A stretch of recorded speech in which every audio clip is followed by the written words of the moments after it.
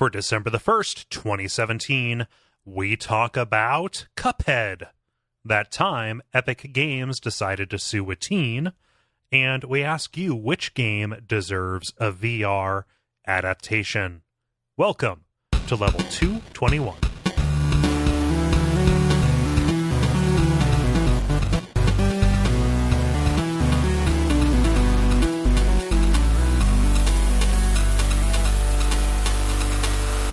My name is Cole Ross. My name is David Mysmith. I'm Jala Prendes. And I'm Ben Merkel. And you're listening to The Level. It's a podcast for people who love video games. Real sorry we missed last week. It was Thanksgiving here in America. A wave of turkeys. Yes, they overtook us. It was like the plot for the South Park game on PlayStation. No, I feel except not. Yeah, except not. Yeah, no. I was gonna go with like West of Loathing, except with turkeys. Oh yes, instead of the cows. Yeah, it's no, I feel bad missing multiple episodes in a row like that. Well, that's okay because people can totally listen to Dark Insight episode 83, which was the episode that I was just on that dropped yesterday as of the day that we are recording. So go listen to that, darkinsight.net. Woo! You can listen to me totally derail everything and then valiantly try to bring it back. I actually do get everybody back on track a couple of times. So you took responsibility for taking them off track. I did, but I also talked about some really cool games that I'm not going to be talking about on the level. So just to give you names, it is Ki Resonance, which is a cool samurai fighting game, and Burly Men at Sea, which is a badass little adventure game, and then Castlevania the Dracula X Chronicles, which I know I mentioned briefly on the show, but I actually finished it, so I talked about it there. Oh, cool. You played that on your PS Vita? Yes. Cool. So yeah, that's a thing you can go listen to. So go listen to it. Do Yay. it. Yeah. Yay. In the interim, Ben, you had a birthday. Yeah. I did. Yeah. And you had a birthday. Yes, I did. We both had birthdays.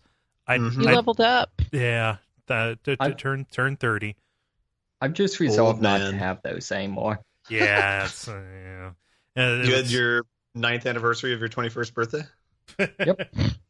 Yep. Yeah. No, I somebody at work asked me if I feel any different. I'm like, my insurance rates are probably going to go down. Yeah, so whatever. Driving insurance goes down, the medical insurance goes up. Womp womp. There's balance in the universe. I think I'm about the only person on this entire network that doesn't give a fuck how old I am. No, like I really don't. I could care less. And you know what? I'm like, you know what, bitches? I'm in better shape than all y'all. So shut up. Yeah, no. I don't want to sound morose about it. It's just not a big deal. Like the 30th birthday thing. No, that's just how I am generally. No. See, I'm just worried. I'm like counting down the days until I need knee replacements. So yeah. Okay. Yeah, I mean, eventually you're gonna upload your consciousness. It'll be fine. Right. Thank you for the game that you gifted me, Ben, for the silver case. Yeah. Perhaps it'll show up on a grind soon. Yeah. I'm on a bit of a visual novel kick, which we're going to talk about on the grind a little bit later on. Oh yeah. I suppose both of us are, aren't we? Yeah. Yeah. Well, mine wasn't a visual novel; it's an adventure game. But something like that. Yeah. Oh, speaking about visual novels, I have to say this thing.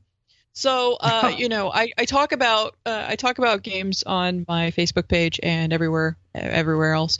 But on Facebook in specific, Chris Schlee talks to me about things. He happened to tag me in updates about Doki Doki Literature Club, which is a visual novel. Oh, that looks pretty awesome. Yeah, that's what I need to set aside a night to play. Yeah. So he's like, I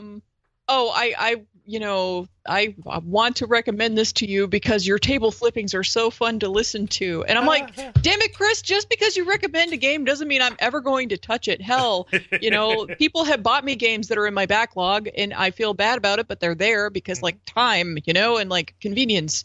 So I told him that I was officially going to be flipping a table onto him. And Kole, there's nothing you can do to stop me. I'm flipping this table over on Chris. Hey, I only get upset when you flip tables because I at one point say, "Oh, I played this thing," and then you play and like I didn't like thing. Yeah, well, it's not. I didn't even play this game. It's just the fact that he's like, I'm going to recommend it to you. I'm going to like as if that's the magic button to make me like play the thing. Yeah, no, that doesn't. Yeah. No, it's not. Not how it works. I deeply enjoy his updates. The degree to which he is become resigned to like the crazy. Yeah, it's pretty great. Like seeing his updates as he just like his tolerance or his whatever is just like decaying over time. I don't know. But decaying as the game does. Yeah. Well, the thing that I seem to be hearing, though, is that not just Chris, but all these other people, they just want a Jala version of abject suffering or something, but I don't get paid enough for that, dude. No. Abject table flipping. Yeah. No, sometime here I'm going to talk about Doki Doki Literature Club, because it is something that I am genuinely curious to see. People talk about it as a game that has a twist, and I want to see what that twist is. I've had to eyes glaze over at Chris's updates. Yeah. Well, yeah, and see like other people whose opinions that I trust have said that it is a decent game, like not like best ever, but a pretty decent game. It's also free. Yeah, and that's another thing that was brought up. It's free, you can play it. Well, first off, I like to play these mobile. Like on a thing that I can just like lay down in bed. Yeah, so there's your first thing. If I could pay $10 to play that on the PS Vita or the Switch, then that would be an entirely different story. That would have been beaten and dissected ages ago. Yeah. So Steam is actually recommending it to me based on my recent playtime in other gore games. Yeah. And I have no idea, like, for one thing, that's generally not my jam. And for another, I mean, all the time you spend in Warframe. I suppose so. I was thinking, it zeroing in on my Mac, but I guess it's the same account, because I'm like, Macs cannot handle, like, enough graphical whatever to have gore. Yeah, mine does. Come on. Yeah. Well, yeah. So anyway, that was just a funny thing. And the thing is that, like, a game that is a dating sim sort of thing that has a twist and gets crazy. Hey, what do you think Hatoful Boyfriend was? And I actually really liked that game. But then again, it started out being weird because it's full of pigeons. I was going to say, which twist are you talking about? Yeah, they're a handful. Yeah. Oh, I know. That whole game is just crazy. So yeah. But anyway, yeah. So I killed a listener. We can move on. What's going on for everybody else? You dropped the table on them. Yeah, I don't know. I just we were talking about Thanksgiving. David, do you do anything for Thanksgiving? Yeah, I went back home and visited family. So that was kind of fun. We went in, wandered around Amish country some, so that was pretty cool. Yeah, looked at some tables and cabinets. Yeah, there's a place there called Lehman's Hardware that it's basically this just massive hardware store that caters to the Amish. So imagine if you had like a Cracker Barrel, except all of this stuff on the walls is in the store. It's for sale. Okay. Yeah. So like if they were selling like the old school like clothes washers that are like the tub with the roller to squeeze out water and the washboard and stuff. Yeah. That roller is called a mangle. Yes. Just a funny thing to say. Is that a verb as well to use that thing? I think it's, if you misuse it, definitely. That's cool. Yeah. Anybody else have any cool stories before we get on to the episode? There was the Steam sale as well, which maybe we can talk about that later. But yeah, that was another thing that happened while we were away. Yeah, no, I can't remember if I bought anything. I think I went to a fugue state. No, I really don't. I really don't think I did. It was Blackout Friday. No, I bought. Yeah, no, we can talk about it later if it's one of our stories. I'm seriously still eyeing Stardew Valley. Do it. It's fun. It's a very good game. I mean, did you expect anything more? No, I'm just that it is still calling to me. I'm trying to resist its, unwholesome promise of small time values and. I feel like we're segueing from playing games to talking about playing games. Yeah. We probably ought to. According to Steam, you bought 8 things, Kole. Oh, okay. How many of those are Cities Skyline things? I don't know. Oh, okay. That's weird. I've since scrolled past. Yeah, I made a couple of purchases last night because it was like I can't end the sale without buying something because I'm broken as a human. Yeah. Cool. So just before we get into the show, I want to remind people we're coming up on Duckstream is coming up. So December 8th, 9th, and 10th, between the let's call it Duckfeed West in Portland and Duckfeed East in a couple of places.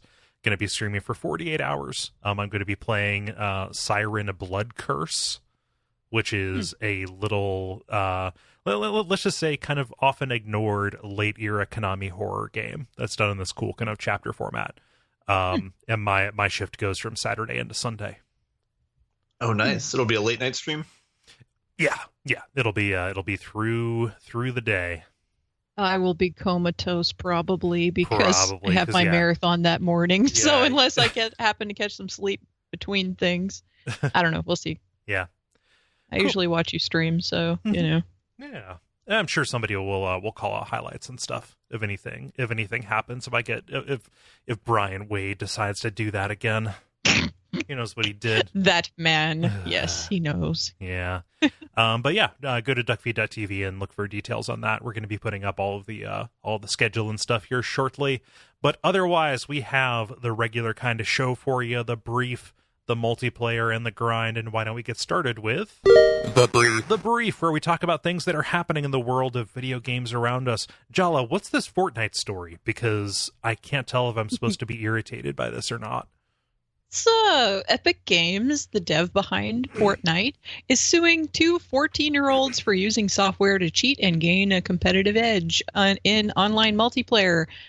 First, they banned them back in October, but now they've decided to sue. One of the moms is actually fighting back and calling the whole thing into question. She's saying, first off, that there is no proof that her son modified the game.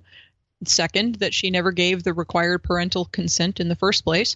And third, that the company never suffered a mass profit loss because the game is free.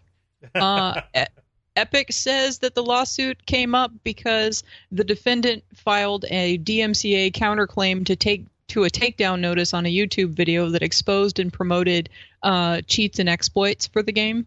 Okay. And law requires that Epic file suit or drop the claim. So essentially, the kid was live streaming himself playing the game using cheats that he downloaded.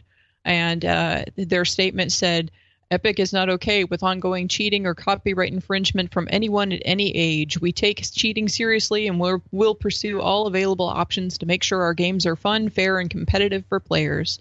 And the biggest thing is that they publicly named the 14-year-old in question, which is not legal. Yeah, that's not legal. Throw the shit out. That shouldn't happen. Yeah.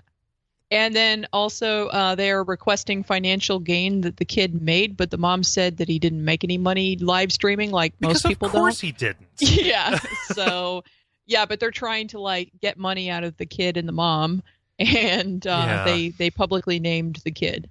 Okay, so first off, the kid's a shit for cheating at a game because that's a dumb, stupid waste of effort. Epic is totally in the wrong. Well, no, okay. The DMCA is the fucked up thing here, but Epic needs to fucking choose. Yeah, but that's just in general. Yeah, Epic needs to choose a goddamn lane because they need to say well, we're doing this because we have to, or well, we take cheating seriously at any age. The fact that they named a minor in their suit, be it civil or criminal, no, that shouldn't be. This needs to have the plug pulled on it. Yeah. So yeah, I came across that, and I'm like, oh, that's a thing that's a mess, is what that is. All of that's a mess. Oh, do you think EA paid Epic to do this, to take the heat off of them? Right? Oh man. Well, yeah. Like actually, EA. We were talking about it in much more detail on Dark Insight, but like, the state rep of Hawaii is like, trying to take EA to task, and they're like, saying that the loot boxes and stuff are gambling, and that it's, which an issue for kids and a bunch. Yeah, and so like it was a whole thing, but you can listen to Dark Insight for that conversation. Yeah. But like, so like that's EA's only still in hot water. Yeah. The Hawaii representative is only the American version of that. There's a ton of discussion about loot boxes happening over in the UK.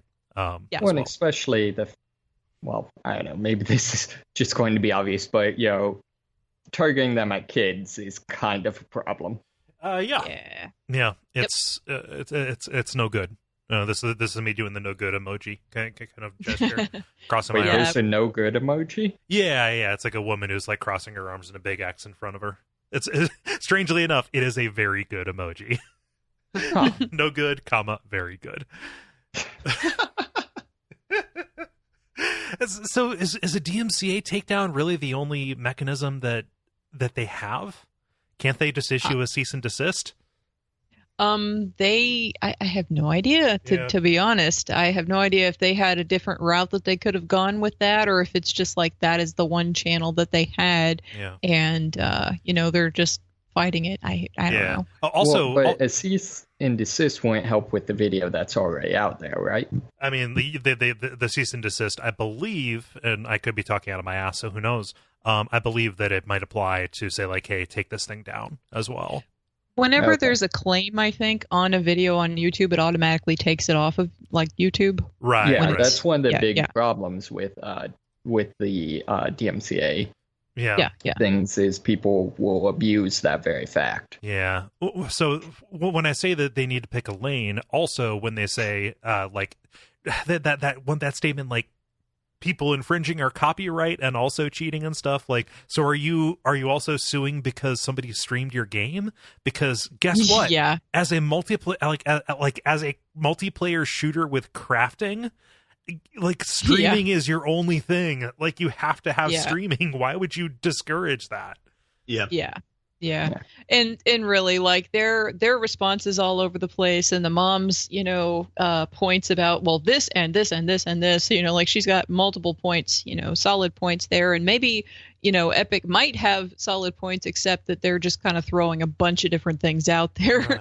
Like, they definitely do have to say, although it sounds like, Epic's taking this too far, like, hacking a game is still a big time dick move. Oh, for sure, but a dick move isn't necessarily illegal. It seems like they already did the correct move, which was like ban their accounts. Yeah. But anything beyond that seems like overkill.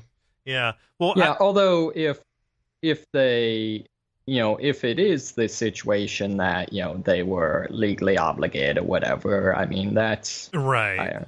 Here's the thing, like, if the kid downloaded this off of somewhere on the internet, what they need to be doing is finding where that cheat came from and then going after those people. Like, that's what they need to do. I mean, the video, you take down the video, but if that cheat's still out there, guess what? Somebody else is going to make one, and you're going to be chasing your tail around. It's stupid. Why don't you just go after the people who made the thing in the first place? Yeah. Or just patch your lean game into it.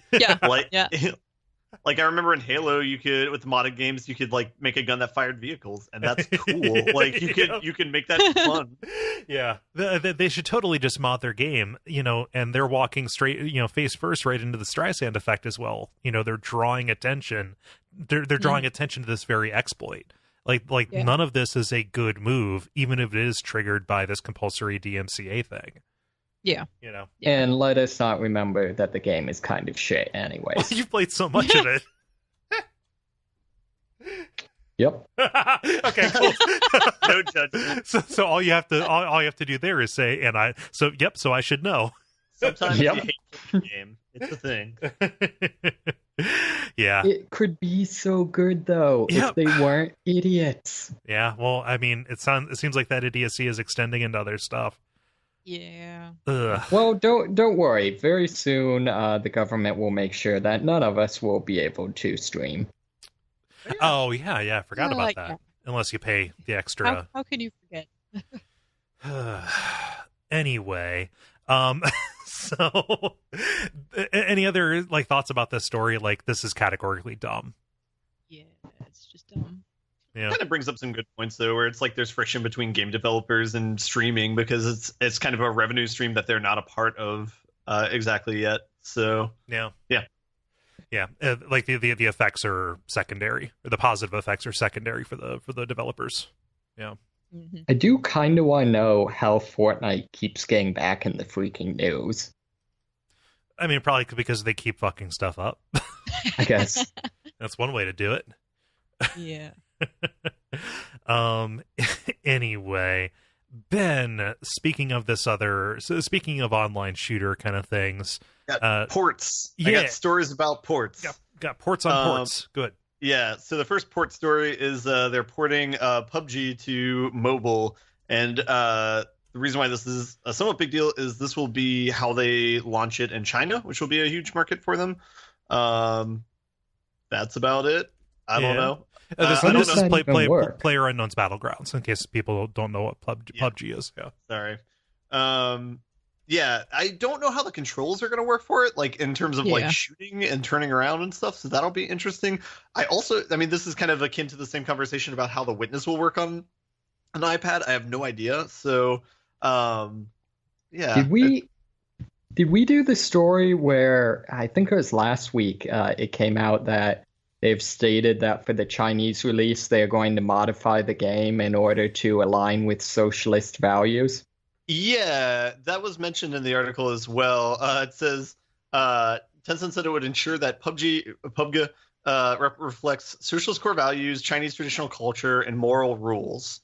Yeah, that might be some boilerplate that he needed to do, because I know for games when they're taken to China, they have to remove a lot of like references to the undead. I wonder if if it is just something along those lines. I don't know that it would actually like change the structure of the game really at all. Yeah.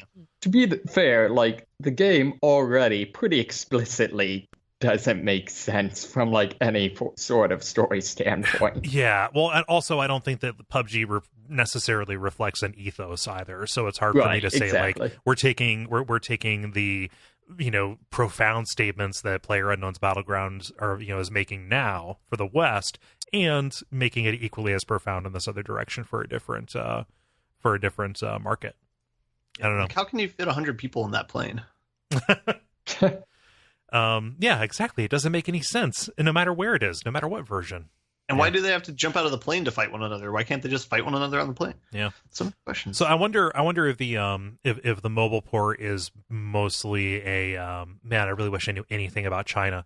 It has anything to do with just the fact that phones are A, powerful, and B, ubiquitous, probably more so than desktop PCs are anymore in China. Yeah, I mean, I think that's probably part of why they're doing both of these things. But seems smart. Yeah, it'll be interesting. Add that to the list of games that'll be interesting to see how it gets played, but we may never find out. Port number 2 story, which is that they're making Desert Bus for VR. So yay! Yes, I know everyone was waiting for this. Oh yeah. So for those few who don't know about this, Desert Bus is a game that I believe Pendulette and Teller made as a series of games where you drive from Tucson, Arizona to Las Vegas in real time in a desert. I think we've talked about this before. Yeah. The bus has bad alignment, so you have to just constantly steer the bus in the right direction so it doesn't go off the road. Yeah. It's 8 hours in real time and there's no pause menu.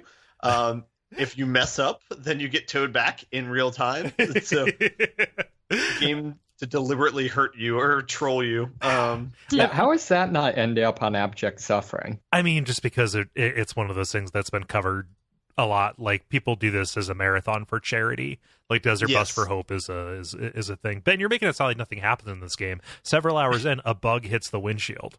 Oh my gosh. I forgot about it. I didn't want to spoil that for anybody who's going to play it. So. Sorry. Oh. Sorry.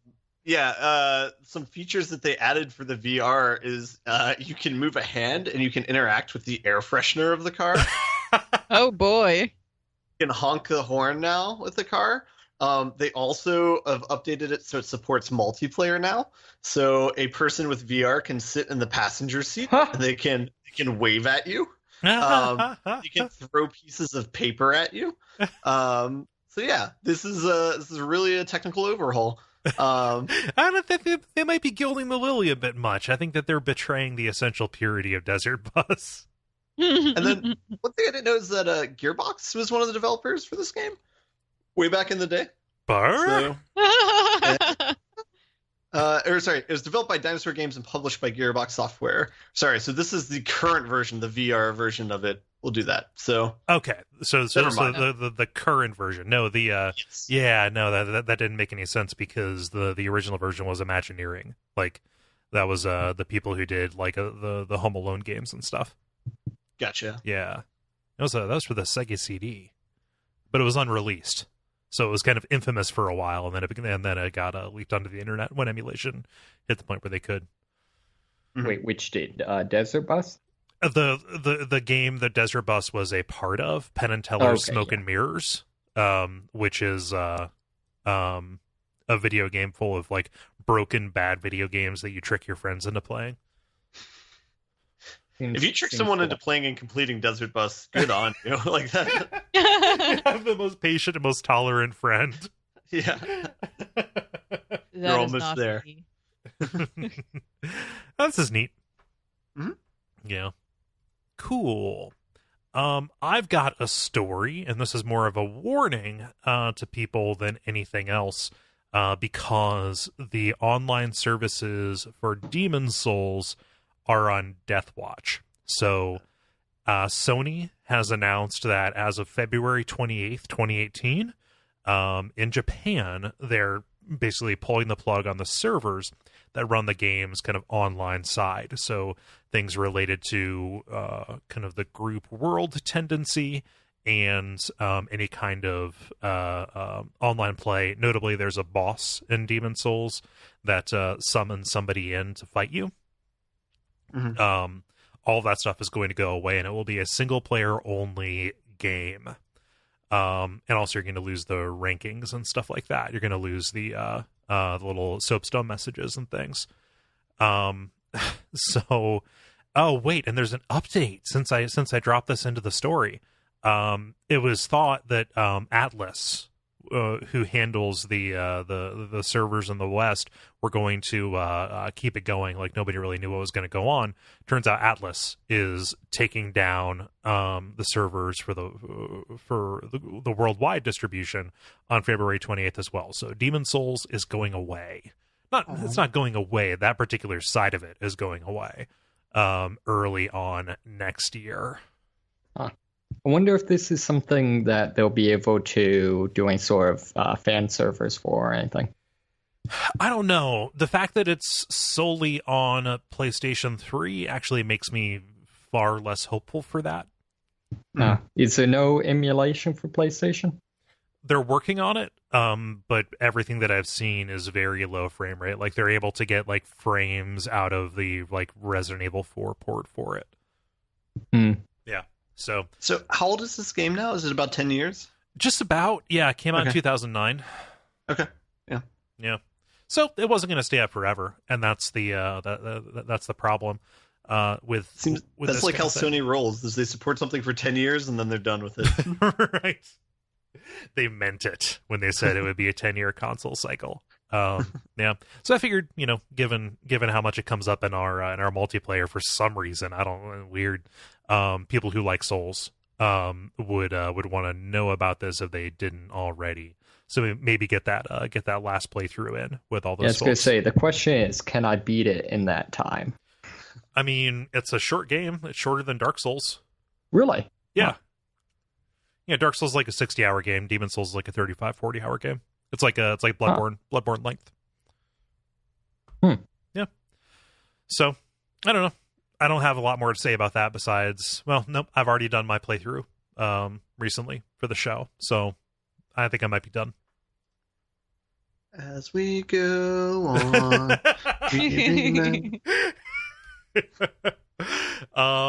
Yeah, David, what's the story that you brought here? Yeah, so this is kind of ended up being a series of stories. So, Destiny was supposed to have a live stream showing off all of the nifty doodads for the update, the expansion that comes out every week. But that got canceled, and to understand why, we're kind of gonna have to go back in time. So basically, over the Turkey Day holiday, it kind of came out that the game for certain events in the game that reward you with a lot of experience, most notably their like public quests that happen in the sort of overworld section of the game. The game didn't actually award you the amount of experience that it should have and that it said it was rewarding you with. And this is most relevant because after you reach max level, every time you get 80,000 experience, you get a loot chest. Uh-oh. And then and so over the Turkey Day, they released a hotfix that basically removed all of those adjustments. And I believe to be fair, I believe they claimed that the adjustments also upped the amount of XP on things that took a long time, like PvP. But I don't know. I haven't heard much about that. Mm-hmm. But then there was another controversy a short time later when people found that although they were now giving out the increased amount of XP, with the same update, they had doubled the amount of XP you needed to get a loot chest.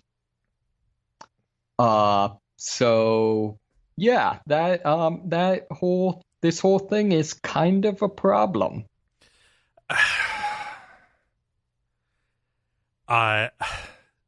Okay, so I'm sorry. Let me pick this back up again.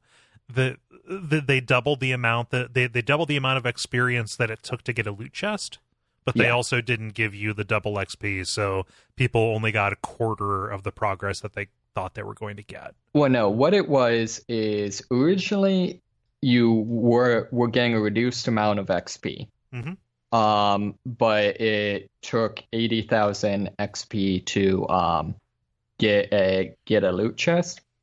And so they removed it so that you're now getting the full amount of XP you were supposed to for the events.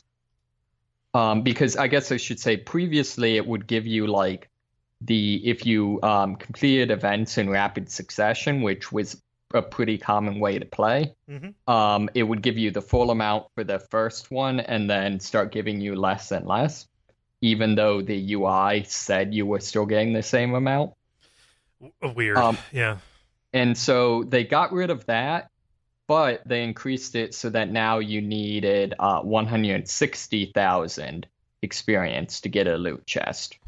And also the UI still didn't update. Didn't display that. The UI still said you needed 80,000. Okay, so people are upset because Bungie didn't communicate this kind of, I don't know about screw up. They didn't communicate these adjustments properly, and so they feel like they put in the work and didn't get the reward that they feel owed. Well, and I think also the fact that they lied about it. Okay. I think probably the bigger issue wasn't so much.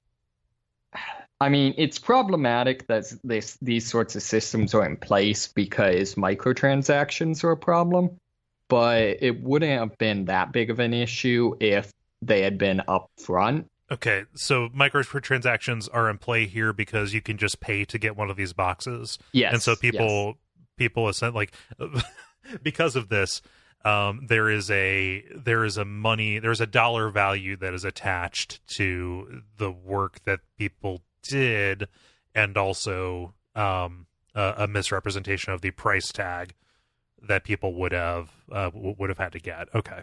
Right. Yeah. And I think the big issue was the fact that wasn't displayed there. Like, when you completed the event, it would pop up and say, plus 800 experience, and then only give you, 400 experience. Yeah.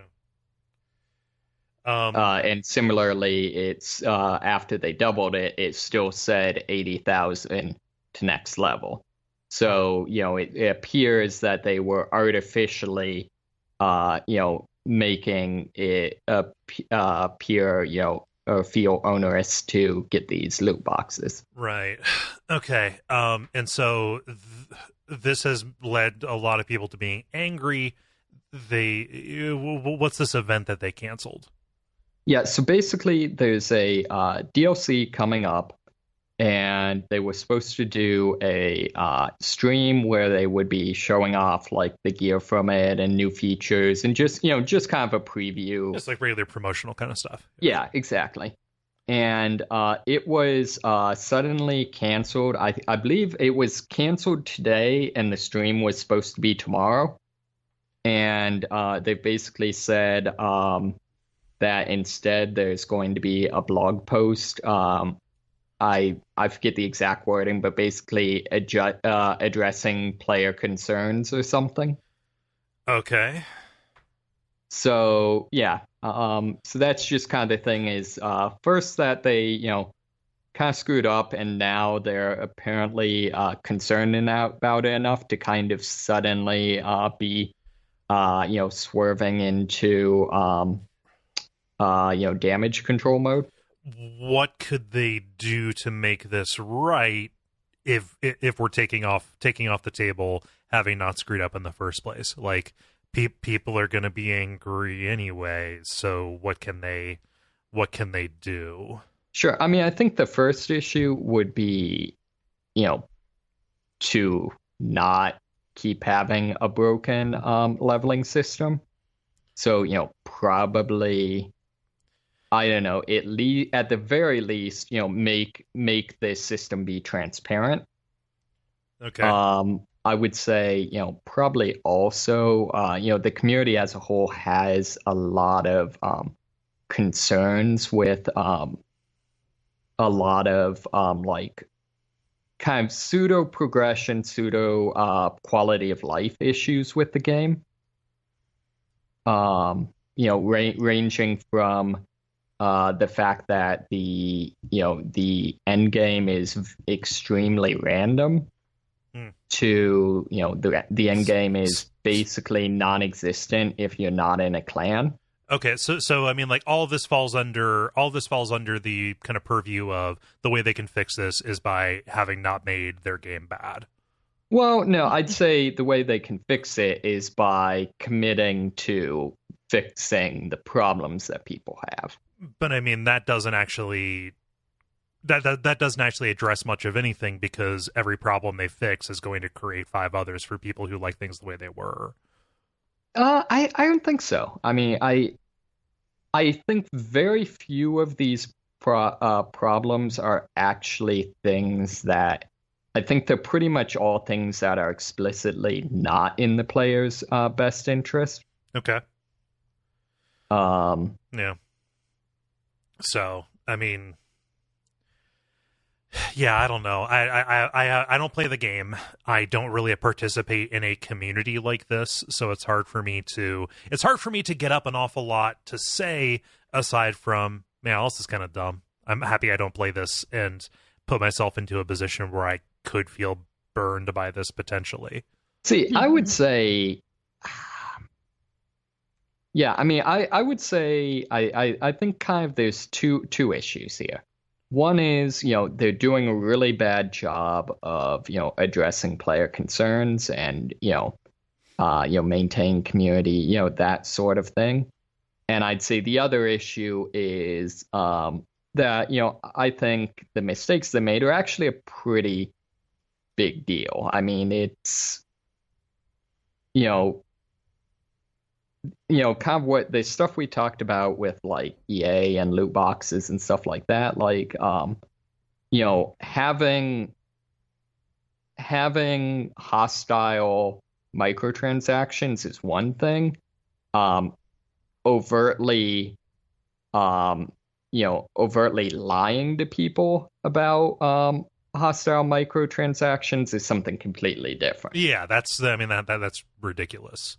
Right. If they straight up just like misrepresented what was going to happen off the back of this. I just, I'm falling into that dude trap of trying to problem solve and think about like what will result in the fewest number of people being yelled at. And I look at the situation and I think, oh, people are always going to be yelling about this all the time. See, I don't think so. I mean, I think what they really need to do is, basically, there's a lot of quality of life issues and in particular, like end game issues that I think are fixable, and they need to show a willingness to fix them. I think that's ultimately what the game needs. Yeah. Well, I mean, the inciting event also happened less than a week ago, and like this is kind of the first reaction that they've made to it. They can't fix the entire thing overnight. Oh, sure.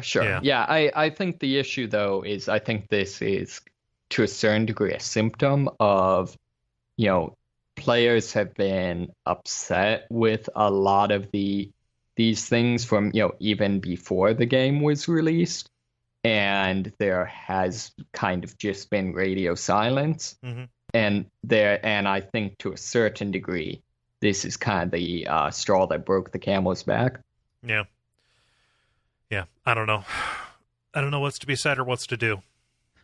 Yeah. People's behavior can change video game companies, but not the FCC's. Yep. Yeah. I'd say, I mean, what's to do is basically what it always comes back to. Do it right.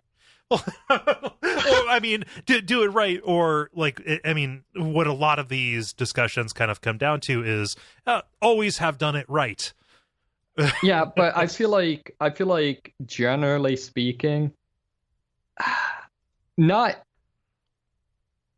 when it comes to microtransactions, like that is something that you choose to do it wrong. Like that's completely on you. Yeah. No. And I would say like a fair number of the problems that people are upset about are probably reasonably on them. Mm-hmm. And at the very least, not doing anything about them, or at least like saying, hey, we have plans to do stuff about them, like here's the things we want to address, is on them. Games shouldn't be a service. But they are. Yeah, but they shouldn't be. This is like this problem sucks. I know. Well, that gets into a whole other thing. Yeah, but ultimately, storytelling's always been a service. I don't know. Yeah. I want to do multiplayer. Yay! Multiplayer. Now it is time for the multiplayer, where we ask you a question and then you answer it.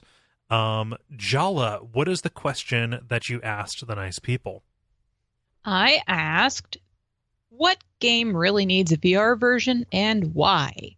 And thanks to Michael P. for the question, although we were also talking about that on Dark Insight. So you can listen to last week's Dark Insight about that. We talked a little bit, but not a lot. Yeah, and I'll get us started here with John, who says, Picross 3D seems like a good fit to me.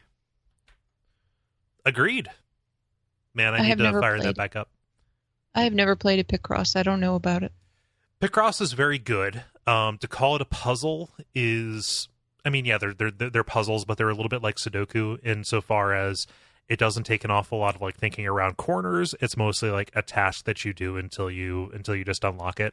Like, it is literally just a picture that is described by numbers. Like, I've been playing the shit out of the Picross game that Nintendo released on the Switch. Yeah. What's it called? Is it Picross? Yeah, just like Picross something or other. I forget. I don't know. I'll spend the time looking at the title. I look at them grids, them dots. Yeah, but 3D Picross seems like a good one. You turn the thing around in your hands. Yeah. Let's see, David. What does Jaden say? Jaden says Dishonored, without doubt. I already play Dishonored for immersion, turning off the HUD and prompts. VR would be like a dream in the streets of Dunwall and Karnaca? Karnaca. Mm-hmm. Yeah, it's where the second game takes place. Yeah. That's cool. I've got to say, I think probably my answer to this, at least in general, would be stealth games. Mm-hmm. Yeah, that would be so fun. Yeah. And then, like in Dishonored, to blink around, that would also be fun. Keep the puke bucket right by you. I don't know. I know a lot of, or at least my understanding is a lot of VR games actually use basically blink as your movement, just because it allows a way to, not have to, mess with the fact that you're not really moving, that whole thing. Yeah, you're right. I've heard about that. I guess I've never played it, so I don't know how fast they go. When I'm playing Dishonored, I'm blinking around and doing a lot of like shifting and turning anyway. So Sure. I'm just imagining that sense of like dislocation combined with the rotation of my field of view would really kind of fuck me up a bit. So you're saying you would not want to play Descent VR? No. Oh. He already has motion sickness issues without the VR. Come on. I get motion sickness issues looking at paintings. Ben, what does Juan say? And if you can present this as a breathless list, then that would be just great to me. All right. Juan says Portal, Outlast, Dying Light, Wolfenstein 2, Destiny 2. With the exception of the last one, I feel like VR would add the perfect level of immersion. I'm not sure if they are possible of PC, but I'd like them on PSVR. Like Fallout 4 VR is only on HTC Vive at the moment and makes me sad.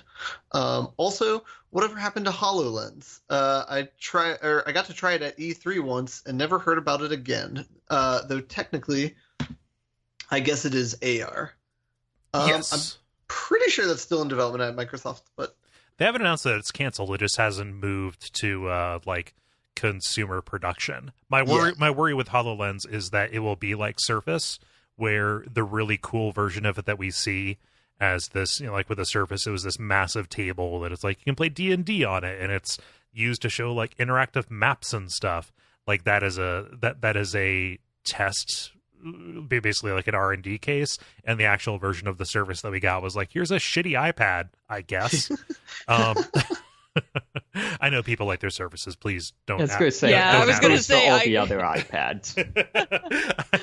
It's the Surface that a lot of people got is not nearly as cool as that as the tech demo version that we saw. I worry that's what's going to happen with HoloLens, because I think AR looks baller. Yep. Yeah. Way into it. Probably doesn't make you motion sick. Yep, because you're looking at a fucking table. Yeah. Well, I mean, as long as they get the the point of focus is right. Yes. Yep. I don't know. I know Apple's working on a bunch of AR stuff. Yeah. Jala, what does Franz say? Franz says Jurassic Park Trespasser. If they ever re-release it with all announced features, the game they promised would have been perfect for VR. Yeah. And that gets the case if you've ever been curious what it's like to look down and see a pair of just bodacious big naturals, then Trespassers for you. You know that, right? Like it's a game that, like it models the entire body of the first person character, and that mostly manifests as like reaching out and grabbing stuff and doing like you rotate your arm and to spin this box. It's actually kind of neat. It was like way ahead of its time, but you checked your health by looking down at your character's breasts to see the heart tattoo on top of one of them. It was really gratuitous. Wow. I just know it had a super over the top sound effect system. Yeah, it was like way over engineered. Yeah, I guess they basically had sound effects for like an impact on like a whole bunch of different materials and then would dynamically mix them. So like if you hit something made of wood against something made of metal, it would like figure out what that would sound like. Yeah. Wow. Yeah, it's yep, they would mix it up, which is like, you know, that's a thing in engines like Unreal and Half-Life have material sampling and stuff like that. Yeah, the difference is those didn't come out like a decade ago. I mean, no, like 20 years ago at this point. Trespasser was like 1998. Did a ton of stuff. It was a very strange game, very notable for a lot of technical kind of implementations, but most people just remember it for the fact that your health meter rests atop a shelf of tit flesh. So, I mean, I see nothing wrong with this. Justin says, Homeworld. With the ships as miniatures, depth perception would give players a sense of the battle space that simply wasn't possible before. Touch controls would also make giving orders in 3D intuitive and simple. Justin stole my answer.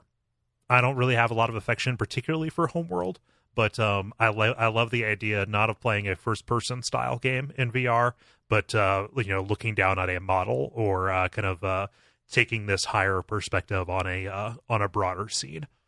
So is this? I'm taking it like a large scale like space strategy game. Yeah.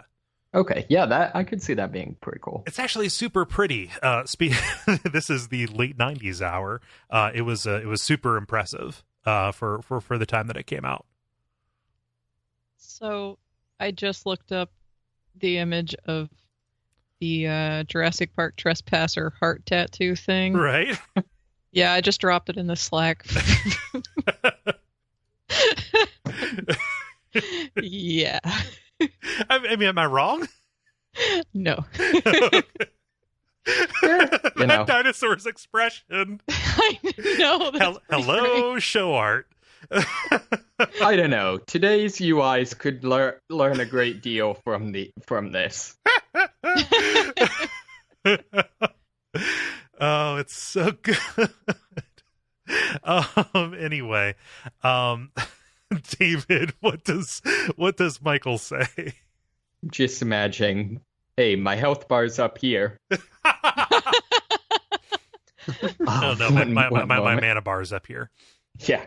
Right. Armored Core. I think mech combat is well suited to VR. In addition, being able to aim with your face would simplify the controls a little.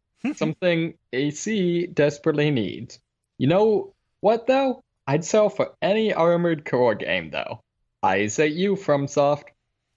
I will see your Armored Core, Michael, and I will raise you a Steel Battalion. So is Armored Core at all related to the Mech Warrior series? No. Okay, similar idea? Armored Core is to Mech Warrior what let's see here, like Ace Combat is to a more straight laced style. Yeah, a little bit. Sim? Like it's less simmy, but like it's more about the story and also more about like hardcore mech customization. Okay. And less about spending all your time micromanaging heat sinks. Mm-hmm. Yeah. I don't know how you would manage the controller in of Steel Battalion while you're wearing the VR headset, but life finds a way. Couldn't you just have the controller in your hands, or? So Steel Battalion, you know what that is, right?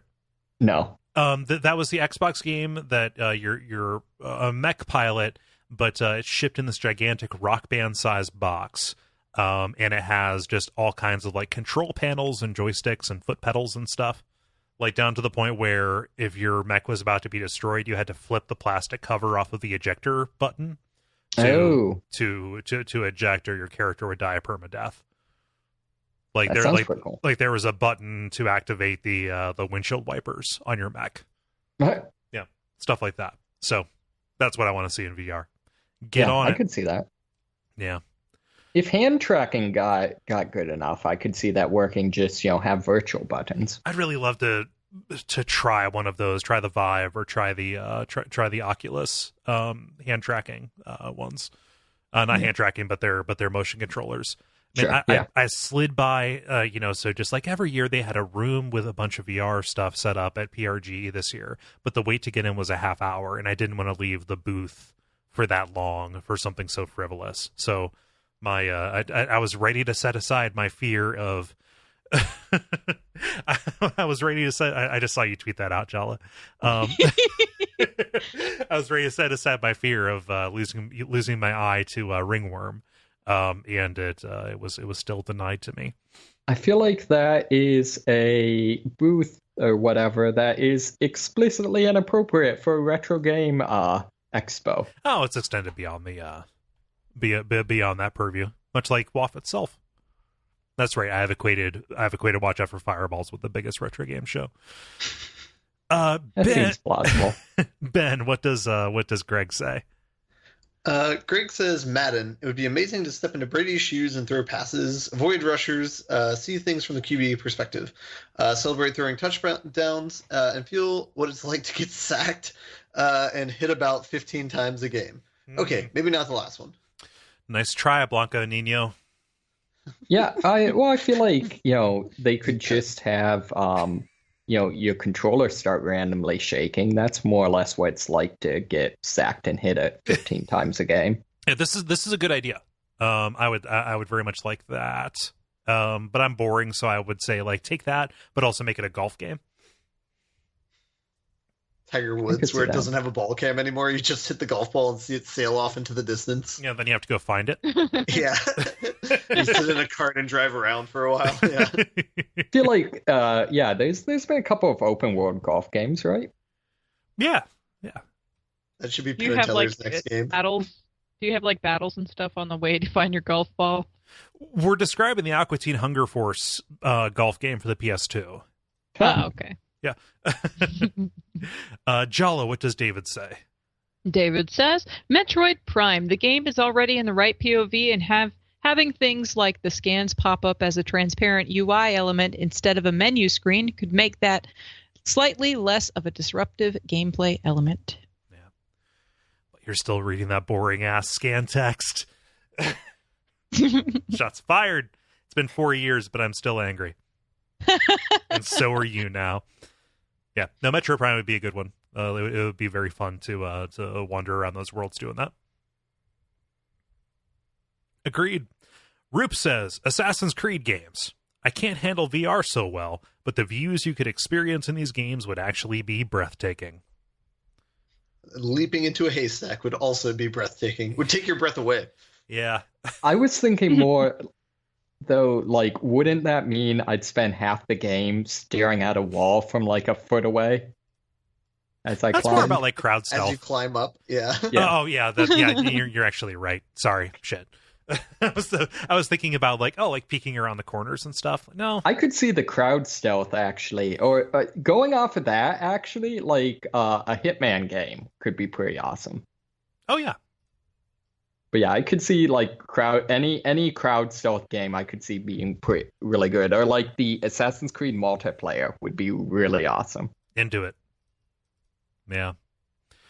Let's see. David, what does Charles say? Charles said, I just talked to Jala about the roller coaster game in Final Fantasy 7? Yep, 7. Okay, I cannot do Roman numerals. Pro tip. Just like the Rush of Blood VR game. Also, The Room could be a fun game in VR. Isn't The Room that, like, crappy indie movie? Is referring to... The Room, what he's... Puzzle game. The puzzle game that I played, all the puzzles, all of the rooms, and I'm just like, I was alright with it. I was alright enough with it because puzzles that I played it all. Yeah. But I was like, the hell with this game. I don't even know what the hell they're trying to do with this. There's like a attempt at narrative here, but damn it. But anyway, yeah, I would totally be down for like the Gold Saucer and Final Fantasy VII being a VR thing. I would be digging it. GSG, Gold Saucer Games. Yeah. Yeah. Oh man, I was about to just disconnect you to make your voice sound better, but then you immediately sounded better. Can you talk for me more? Me? Yeah. Okay. I will keep you're better. talking about nothing. No, you were sounding like you were on the other side of like a bad phone line there for a second. We're fine. We don't need to cut. We're leaving this in so people can know. and also because Damn it. Don't worry, I know you're so close to getting better internet. Yes, I'm trying. Yeah, I know. Don't worry. I'm not giving you shit. Yeah. Man, so the roller coaster game in Final Fantasy VII is like a rail shooter. Did they bring Res to VR on PC? I don't know. I think they did. I remember people in Slack talking about that, and that would have been a very good answer to give. Is Res. Let's see. This will be Ben. Yes, there we go. Sorry, I lost the list because I was dropping a marker. Mike says, instead of going with AAA shooters and stuff like that, I'd be interested in how VR could enhance games like Her Story, Papers, Please, or The Hacknet. Their interfaces would encompass a variety of activities, and as an added bonus, they probably wouldn't make you puke. Ooh, that actually made me randomly think Clandestine, that game that I was playing with Sam, where like both of the two people playing in co-op mode have like a different view, like one of them is doing the sneaky and the other person is like the hacker person. That would be really, really cool in VR now that I think about it. Oh yeah. Yeah. I agree. The end. And then we've been going for about 20 minutes, so Jala, finish us out with Alexander. All right. By and large, I feel like VR should be treated as a fundamentally different experience, and that most adaptations from the non-VR world will not turn out as well as fans anticipate them to be. That said, I feel like VR would be a cool space for adventure games to shine. Something Myst-like in tone and pacing I could see being very pleasant indeed. Maybe a VR Maniac Mansion or Psychonauts. Anything that lets you explore a cool space and doesn't compel you to sudden frantic action. Motion sickness drawbacks are real. Amen, brother. I would love like a Maniac Mansion. I've talked about the idea of like having a VR dollhouse kind of thing. Like, give me a VR Maniac Mansion experience, but let me see the entire mansion at once. And I'm like looking around into the different rooms and moving the kids around. It's like, have you seen? It's like I cannot pronounce this. The Sexy Brutale or whatever. Sexy Brutale? Yeah. I don't know. I know the name of it, but I don't know what game it is. Basically, you're a ghost in a massive mansion, and you have to keep everyone from being murdered, but everything happens in real time, so you have to like keep replaying the thing over and over again and be like, and this time I like go in and steal the bullets from the gun and then put it back so that when he tries to shoot the guy, it doesn't go off. And you just have to like keep changing things and see how things play out different. Yeah, I could see that being a lot of fun, like you said, kind of a dollhouse mode. Yeah, I had no idea that's what this game was about. Like the name made it sound like it would be like a Bayonetta knockoff. Yeah, it's a horribly unfortunate name for what is apparently a pretty creative game. I'm intrigued. Yeah, that makes me think of Framed. Framed 2 is the thing. I have it now. I'm gonna play it sometime. I've got that too. Spoiler. I need to play that as well. Oh boy, Framed is very good. Yeah. Abduction VR is a thing. I'd be very curious to see how that plays out. Because that's a very pretty game, anyway.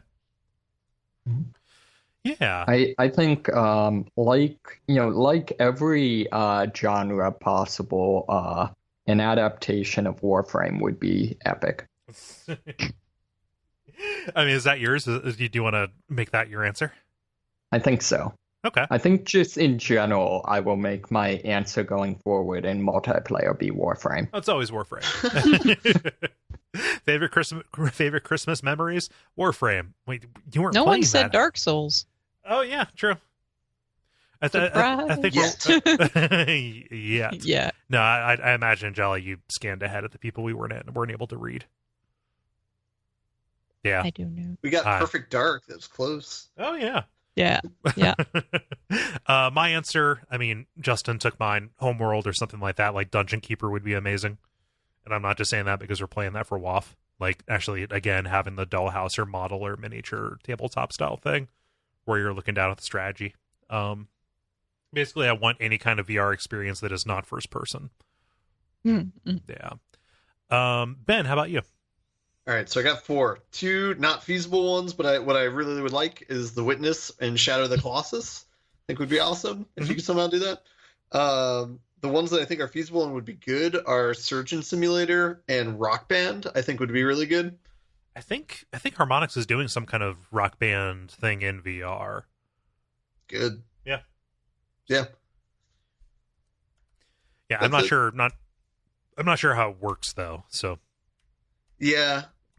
I guess, yeah, you just need like sensors on the drums maybe so you know where to hit them. Oh yeah, so it would show you like where it is. Yeah. I think it's Rock Band, but you can only do guitar on it, maybe. Oh. Which that's not Rock Band.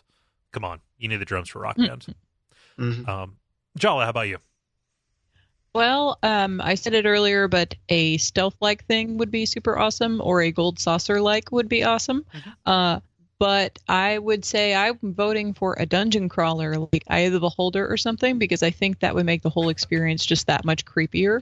Because, you know, generally you don't feel creeped out when you're in a dungeon crawler, but like if you are in like first-person VR mode, suddenly that's a whole different thing, you know? Yeah, Legend of Grimrock would be an amazing fit for that. Yeah, actually, because of the because you are on the grid. Yeah. Good answers all around. Sorry we didn't get to everybody, but we went on too long on individual responses, I think. If you want to participate in these, look for the prompts to go up on Tuesday afternoons. Thanks to Jala and Dennis, Jala in this case, and also thank you, Michael, for submitting this question. It was definitely a noggin scratcher. The grind. Now it is time for the grind, where we talk about the things we've been playing over the past period of time or so. Ben, it has been the longest since you have been here, so I'm going to throw it to you. I know. This is I don't remember a time where I've gone to go first like that before. All right. Okay. So we mentioned the Steam sale before. I picked up a couple of games through that. I picked up a game called Hue, which is a small puzzle game. So I started playing that. The premise of the game is at any point in time, you can change the background to one of 8 different colors. You start off the game with only one color and you build your way up. And then you solve puzzles through that. So an example is like there might be a platform where there's crates across the thing of spikes that you have to jump across, but every other crate is a different color. So you change the background color and only half of them exist, so you can't complete the level. So like when you jump, you have to switch color in midair so that you land on a crate that actually exists. I don't know if that makes sense or not. If something perfectly matches the background color, then it does not exist. So you need to cycle through. So that I get you. Yeah, and so then there's things like barriers. So when you change the color of the background, it'll remove the barriers, and so then there's a lot of interacting with that. Are there enemies and stuff where that applies? Or I have not run into enemies yet. Okay. But I am not far into it because I was playing on a trackpad, and there is a part where you need to switch the exact thing I was talking about, where you need to switch colors midair while jumping. And it's very hard to do on a trackpad, so that is what halted my progress on that game. Yeah. But it's an interesting little indie game. It's good so far. It was on Steam sale for I think like $3 or $4 maybe. But it's normally like $15. This is a game that actually makes sense to have the Limbo style silhouette visuals because it is so dependent on contrast against the background. Yes. Yeah. Yep. Yeah, and it does look very similar to like Limbo. Well, it looks like a Limbo, but not as good. I don't know. Whatever. Right. Yeah. That's a good comparison. So another game that I picked up and started playing over the break was The Final Station. I think I maybe mentioned this before. Huh. It is a small like it's like an indie game where it's like dystopian setting. You are a train operator. You go from like city to city, and then when you get to a city, the point of what you're doing is to find the code to get to the next city. Okay. And the idea is you were carrying people from stop to stop, and you get paid out for them as long as they make it alive. but things get progressively more grim as you're going from stop to stop. So they do a good job of kind of slowly laying on the story and slowly ratcheting up kind of like the danger and fear. I haven't played too far into it, but so far it's good. Basically, it's like dystopian society, so it's like similar to like The Last of Us or Children of Men. There's like or Half-Life 2. There's a very rigid police force that you start interacting with. Yeah. And then there's kind of subtle cues of like, oh, those are gunshots going off outside of the train. Wonder what that is. And yeah. So it's good so far. It's just like it looks like a retro type game though. It's like very like low def polygons and stuff like that. It's like a 2D side scroller. It looks it would remind you of like Gunpoint if anybody's played that. Gotcha. Similar to Hue, I was playing this on a trackpad, and eventually you need to be pretty responsive for combat, and so that is what halted my progress of that game. Yeah. But I was not able to continue on either of these games because when I got back to a non-trackpad situation, I've been playing Cuphead. Oh, dang. Yeah. Yeah. This game I picked up before the Steam sale, which was fine because it did not go on sale for the Steam sale. But man, it is a pretty game. It's a platforming game. It's all boss battles. I know a lot of people have been playing this, at least on my friends list. So I'd heard a lot of buzz about it. You play as a person who is a person with a cup for a head. The premise is you owe the devil your soul because of some situation. The only way you can get it back is if you defeat all these people who also owe the devil something. Mm-hmm. And so what this results souls. Yeah. And I'm not sure if there's any reason why they owe them the souls outside of maybe the devil's just really bad at collecting souls for some reason. But so basically this just sets up the premise of playing a lot of different boss battles. Mm-hmm. The thing that I can't rationalize with this game is I feel like the criticisms I have with like Dark Souls, with like the boss battles of that, this seems like a very similar game where it's like very difficult, but the bosses are like. But for some reason, I have no problem with Cuphead, but I can't really reconcile the two. But like, basically, the way a typical boss battle goes is the boss will have like maybe 3 or more different stages that they're in, Mm-hmm. and so for a given stage, it'll have a certain move set. There will be certain things that'll either like throw at you literally, or the environment will have some sort of things that it's like a platformer, so you have to like dodge all these things while shooting the boss at the same time. It's like it turns in almost like a bullet hell kind of thing where you're going to have patterns of projectiles coming at you that you have to dodge while simultaneously looking for opportunities to do damage.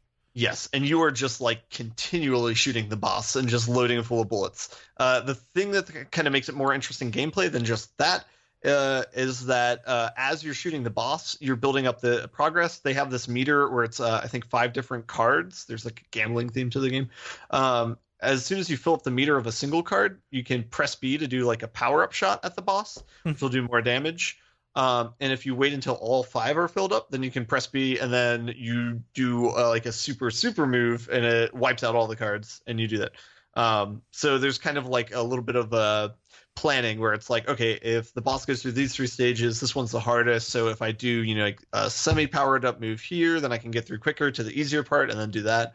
So that's kind of like the planning that goes into it. The interesting part is you spend a decent amount of time figuring out what the pattern is of a given stage of a boss, like what attacks he's throwing at you and kind of what the environment's throwing at you and like what the best way to like navigate that is.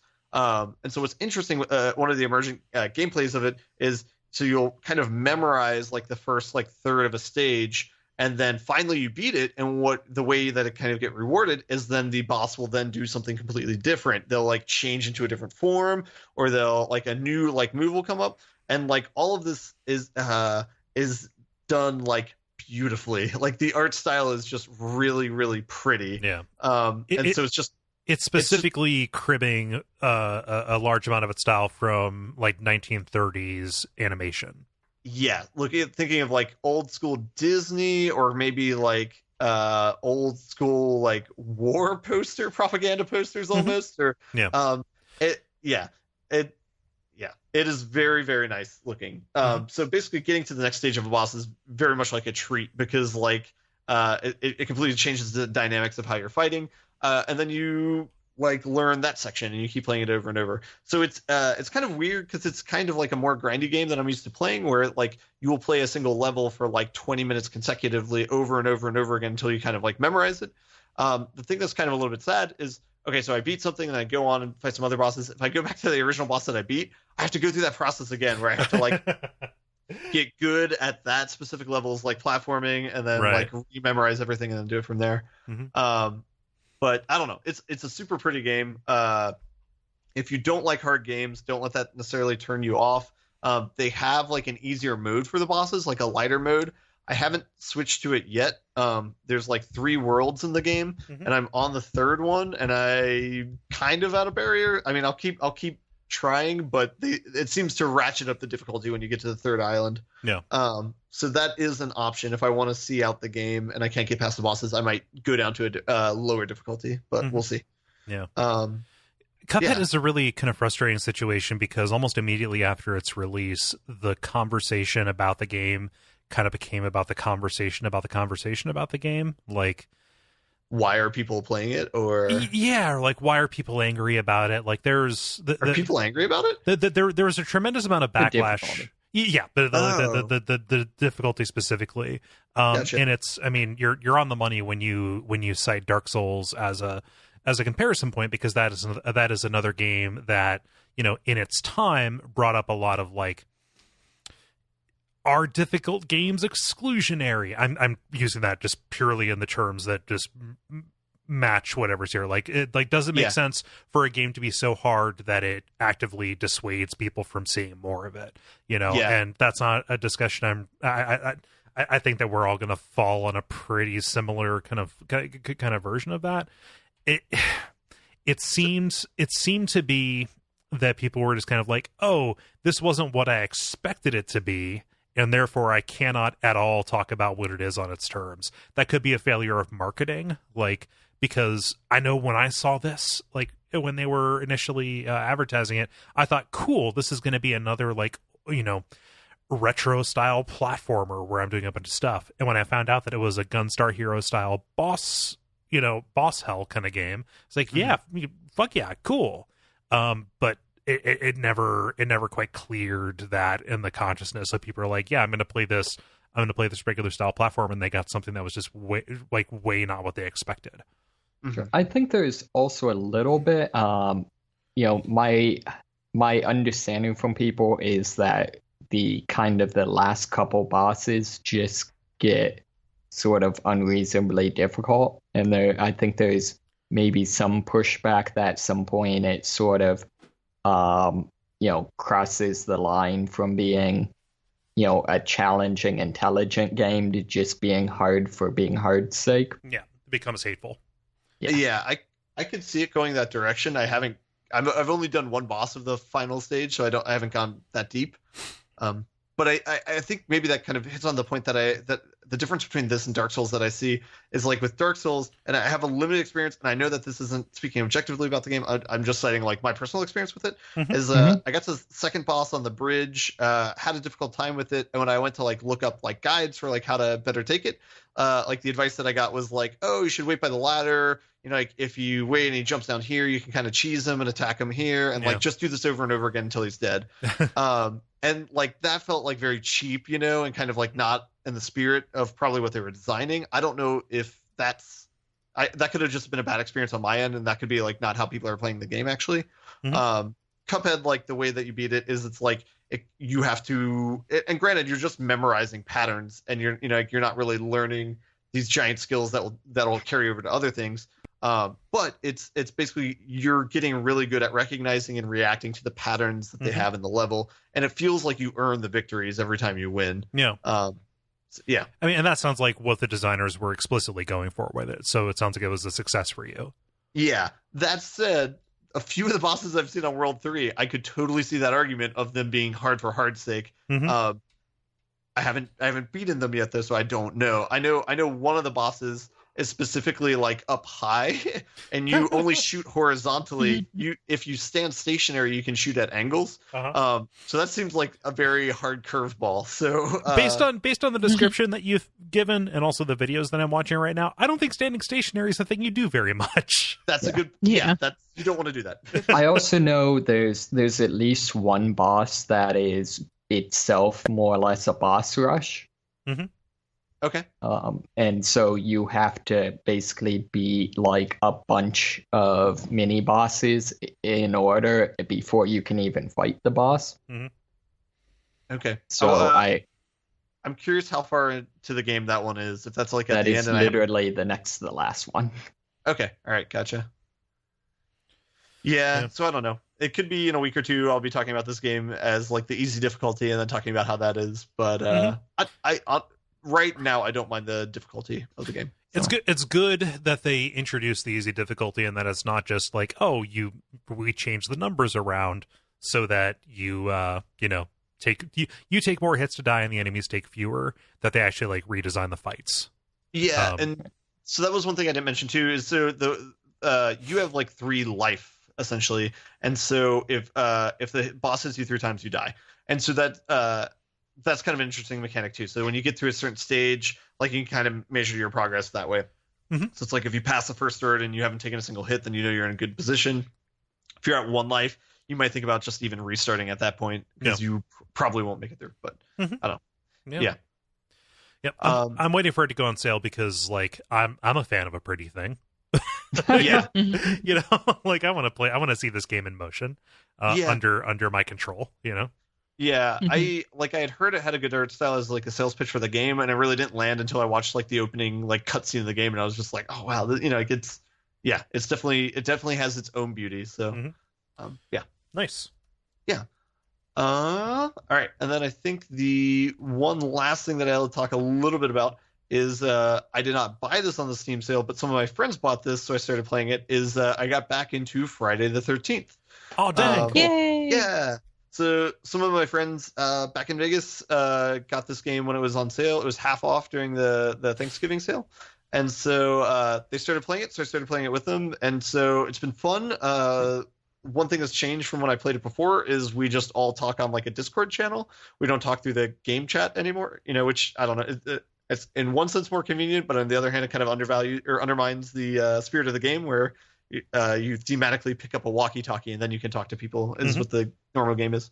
But it's been fun playing with people who haven't played it before and kind of like telling them some of the like the underpinnings of the game, or it's like the fear meter and the tripping and things like that and the ways to escape. So so that's been fun to get back into. I know one of the things that kind of got me to fall off of the game is I had no one to play it with before. So this kind of makes it like a little bit better. And I think I definitely can see the value to the game if you have like a party of like 4 or 5 people to play it with. It definitely improves the experience. Nice. So, yeah, and then I think the kind of house rule that we've been doing is if you're Jason, you basically mute the Discord channel so that you can't hear what they're saying and they can't hear you. That makes perfect sense. Yeah. Yeah. So that's been cool. Nice. It's a good crop of stuff. Yeah, I've had a decent amount of busyness, I guess, over the last couple weeks. So yeah. Yay! Cool. Right. That's all I got. Jala, I'm curious about what you're playing, specifically because one of them is a game I've meant to play for a very long time. So go ahead. It's your turn now. Okay, it is my turn now. So first off, in my little co-op corner, I finally got some co-op time. It's been a while. I played with Graham, Sam, and Briar, and we jumped into BroForce for a little bit for the first time in a while. And it was Briar's first time playing. And we started on like level 38 or something with a bunch of aliens because I just did not want to play the beginning of the game for the 100th time. And I just basically wanted to mention this because we had a really funny moment when we were trying to fight a horde of aliens in a survive for X amount of time section. Okay. And everybody other than Graham died, but then the helicopter he was supposed to hop onto at the end of the level blew up because an alien hit it. And so, like, we were waiting to see if, like, another helicopter would come, but it didn't. It just broke the game. And so he was just, like, alive for another couple of minutes before finally being overwhelmed, but there was no way to actually end the level. He was just stuck. So, yeah, it was like a terrible, horrible, and tragic ending, but it was also hilarious. Very So, bleak.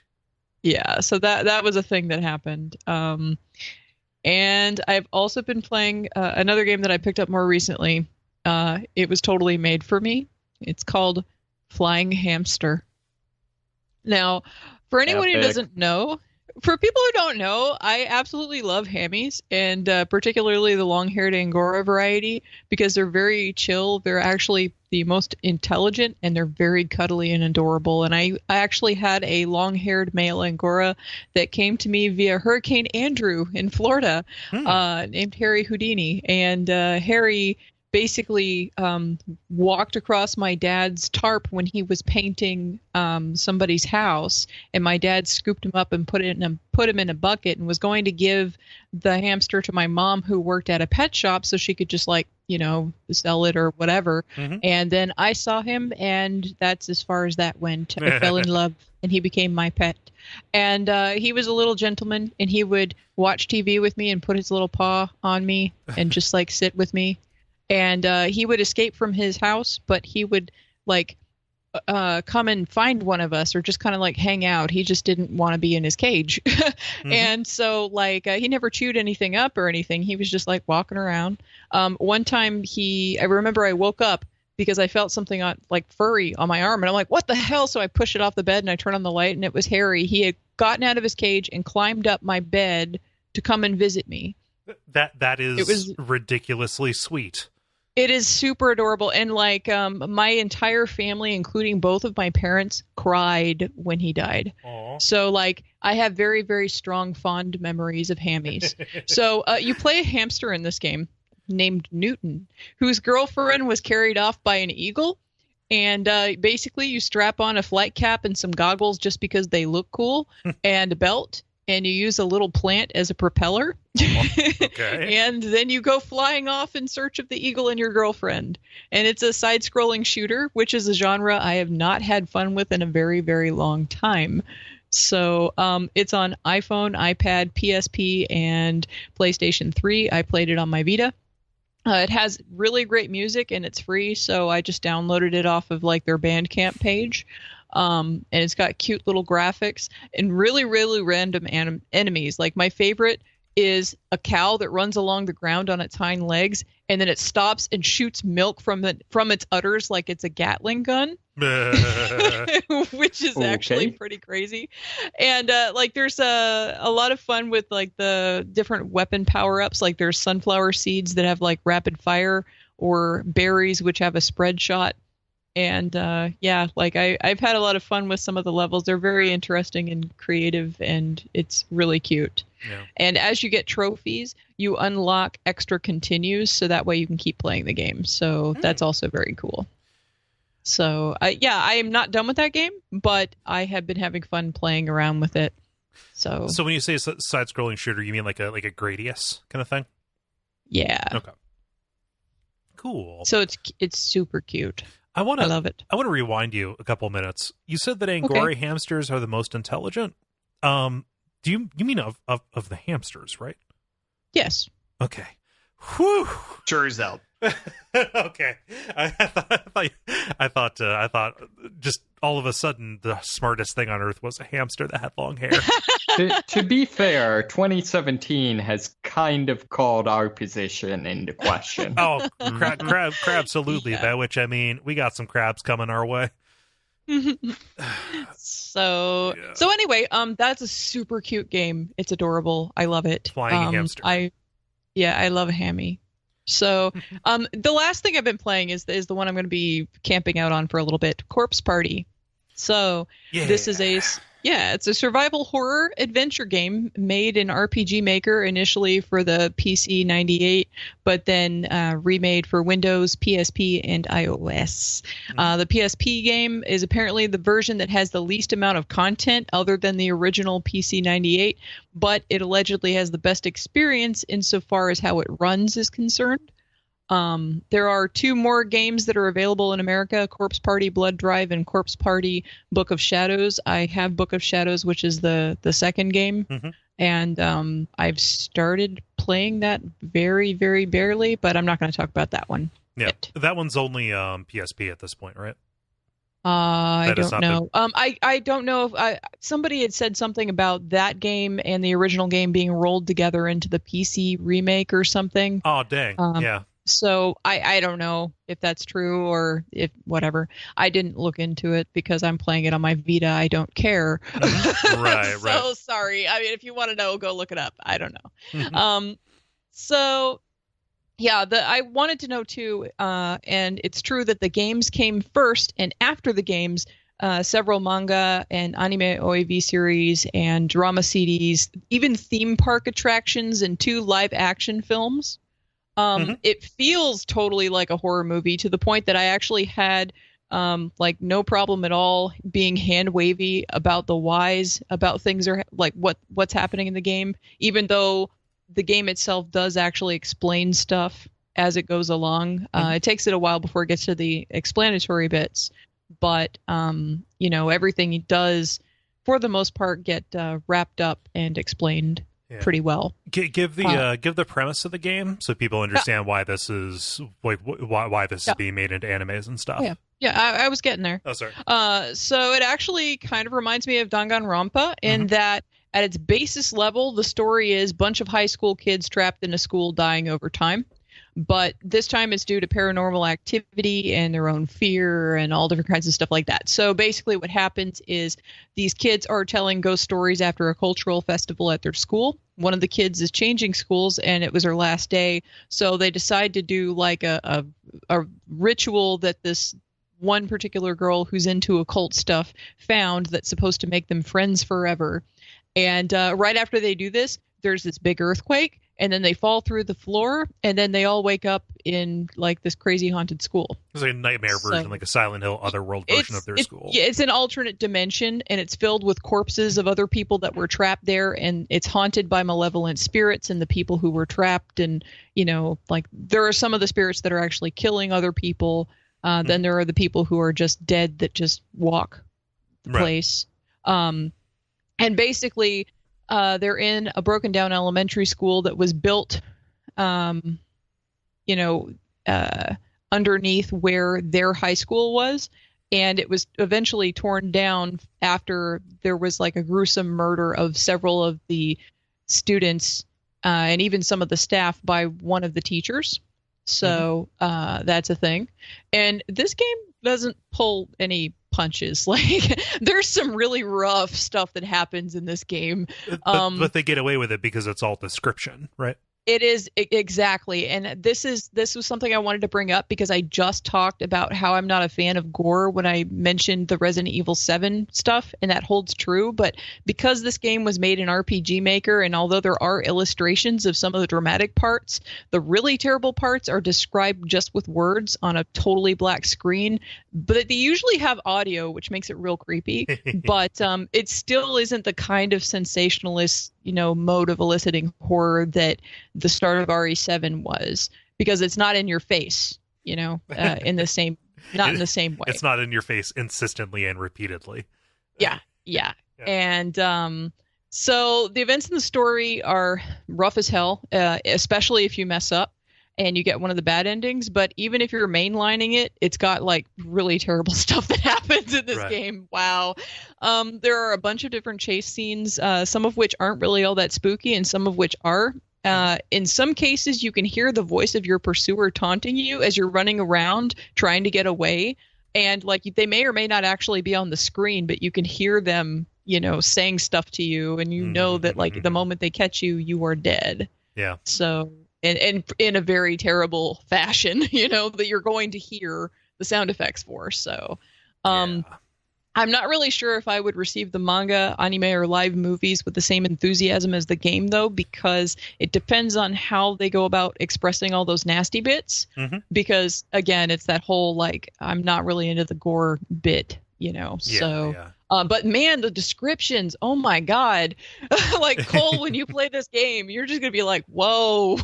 This is early on my list of Hexcrank games I want to play after I finish the Duckstream quests. I would look forward to watching the game all over again and just like hearing you go through it, because it's pretty amazing. And some of the descriptions, like, okay, one of the lines that I had screenshotted and dropped onto social media: the sound of a foreign object scraping against her cranium echoes through her mind mercilessly, not from her eardrums, but directly to her brain. And that's just one little bit of like this whole long thing talking about it, and there's sound effects going, and it's a black screen. You can't see anything, but it's just, whoa, Yeah. So I didn't anticipate this, but the soundtrack is actually really good in this game, and I didn't have any expectations. But I want to find a place to download the music so I can put some of it in my running playlist, because I really like it. And the PSP version is split into 5 chapters. There's also an extras menu that has 10 EX chapters that are unlocked by obtaining certain endings in specific chapters. Like, you have to get this bad ending, or this true ending in this particular part. And this is actually not nearly as irritating as I thought it might be, because this sounds kind of like it would be a VLR situation where you have to go back on the timeline. But you can access each of the chapters individually from the main screen, and you can create multiple different saves in each chapter. So what was recommended to me was that I pull up a spoiler-free ending guide, figure out like what I need to do to get each of those endings. And the spoiler-free walkthrough that I pulled up doesn't tell you what's going to happen. It just says, at this point, select the second option or something. Yeah. And that was a good way to do it, because I could save. You have like 5 save slots per chapter, so I could save at different junctures where I could get multiple endings, and then just reload that one part and then just see the other ending and then move on, you know. So that was actually pretty convenient. So if somebody wants to pick this up and unlock everything, then I would recommend using a spoiler-free ending guide. That also is good too, because you can kind of like stymie yourself and get like, where do I go now? I don't even know, and that kind of a thing. And then that can get kind of frustrating. I actually liked having the guide for this, because it doesn't spoil anything of the story. I really just wanted to get the story out of it. Yeah. But at the same time, I like that this wasn't like a visual novel. I like that I have to actively do things, that there are chase scenes, that there are things like that go on. So anyway, the story is engaging enough that I didn't even mind going back and rereading parts of it. And that was not the case in Steins Gate and VLR, because those games have a lot of explanation dumps everywhere. And Corpse Party is overall more focused on the characterization, even though there are those explanations for things that I had questions about, like I said. But it's like the way that it disseminates into the game itself is such that it's not everything all at once in a big dump. It's just kind of over time you piece together tidbits about what really went on and how everything's, fitting together. Yeah. So, the pacing is really good. I'll say that. And, the EX chapters cleared up a little bit more, but mostly it's just kind of like a lot of the EX chapters will have flashbacks to the characters, that are in your main party that you play as. But there's also whole, chapters that are dedicated to corpses, like people that you find that you just find their name tags on a dead body and you don't know what happened to them. And then you see a little bit of like what their experiences were in those EX chapters, which was really cool. And the ending totally sets it up for a nice sequel, but alternately could also be left off without a follow-up just as easily. So it's really cool. Yeah, so you don't feel bad. Yeah, so I am definitely like excited to play the next one, but at the same time, I kind of like took a break and played Flying Hamster because that's a cute and happy one, because before that I was having like all these terrible descriptions of all these horrible ways to die, for like hours and hours of game. So not that everything was a terrible, terrible death and all this other stuff, but there were some definite horror elements that I was just staring at my screen and going, oh my God, I've got to share this. Oh my God, somebody else read this. Damn, Kole needs to play this game. So. I do. I've like ever since I first heard about the first one, like it was this weird oddity that was only released, like it's a full game only released on like digital version on the original PSP, a system I never had. I mean, I have it, but I didn't have it when it was like a modern system. Man, I want to find a way to play this. It's on iOS, but it's, as far as I know, it's only the Japanese version. I got the Vita, and then you know what happens when you get a game. Yeah. You don't play it. But yeah, I need to play this sooner rather than later, because it is great to hear how excited you are about it. And I want to be, yeah. Yeah, I'm jazzed about this because the pacing is good. I mean, like it starts out a little slow, but it picks up pace real fast, and then it just stays at a good pace throughout the rest of it. And there were a couple of people in the Slack who were like, "Oh, this is very anime," but it's different than the DanganRonpa version of anime, where like they just kind of like go over the top with those archetypes. Mm-hmm. This game doesn't do that. Like, yeah, there's certain things that happen that are common to anime because it's a medium in which is saturated with lots and lots of shows and manga and whatever.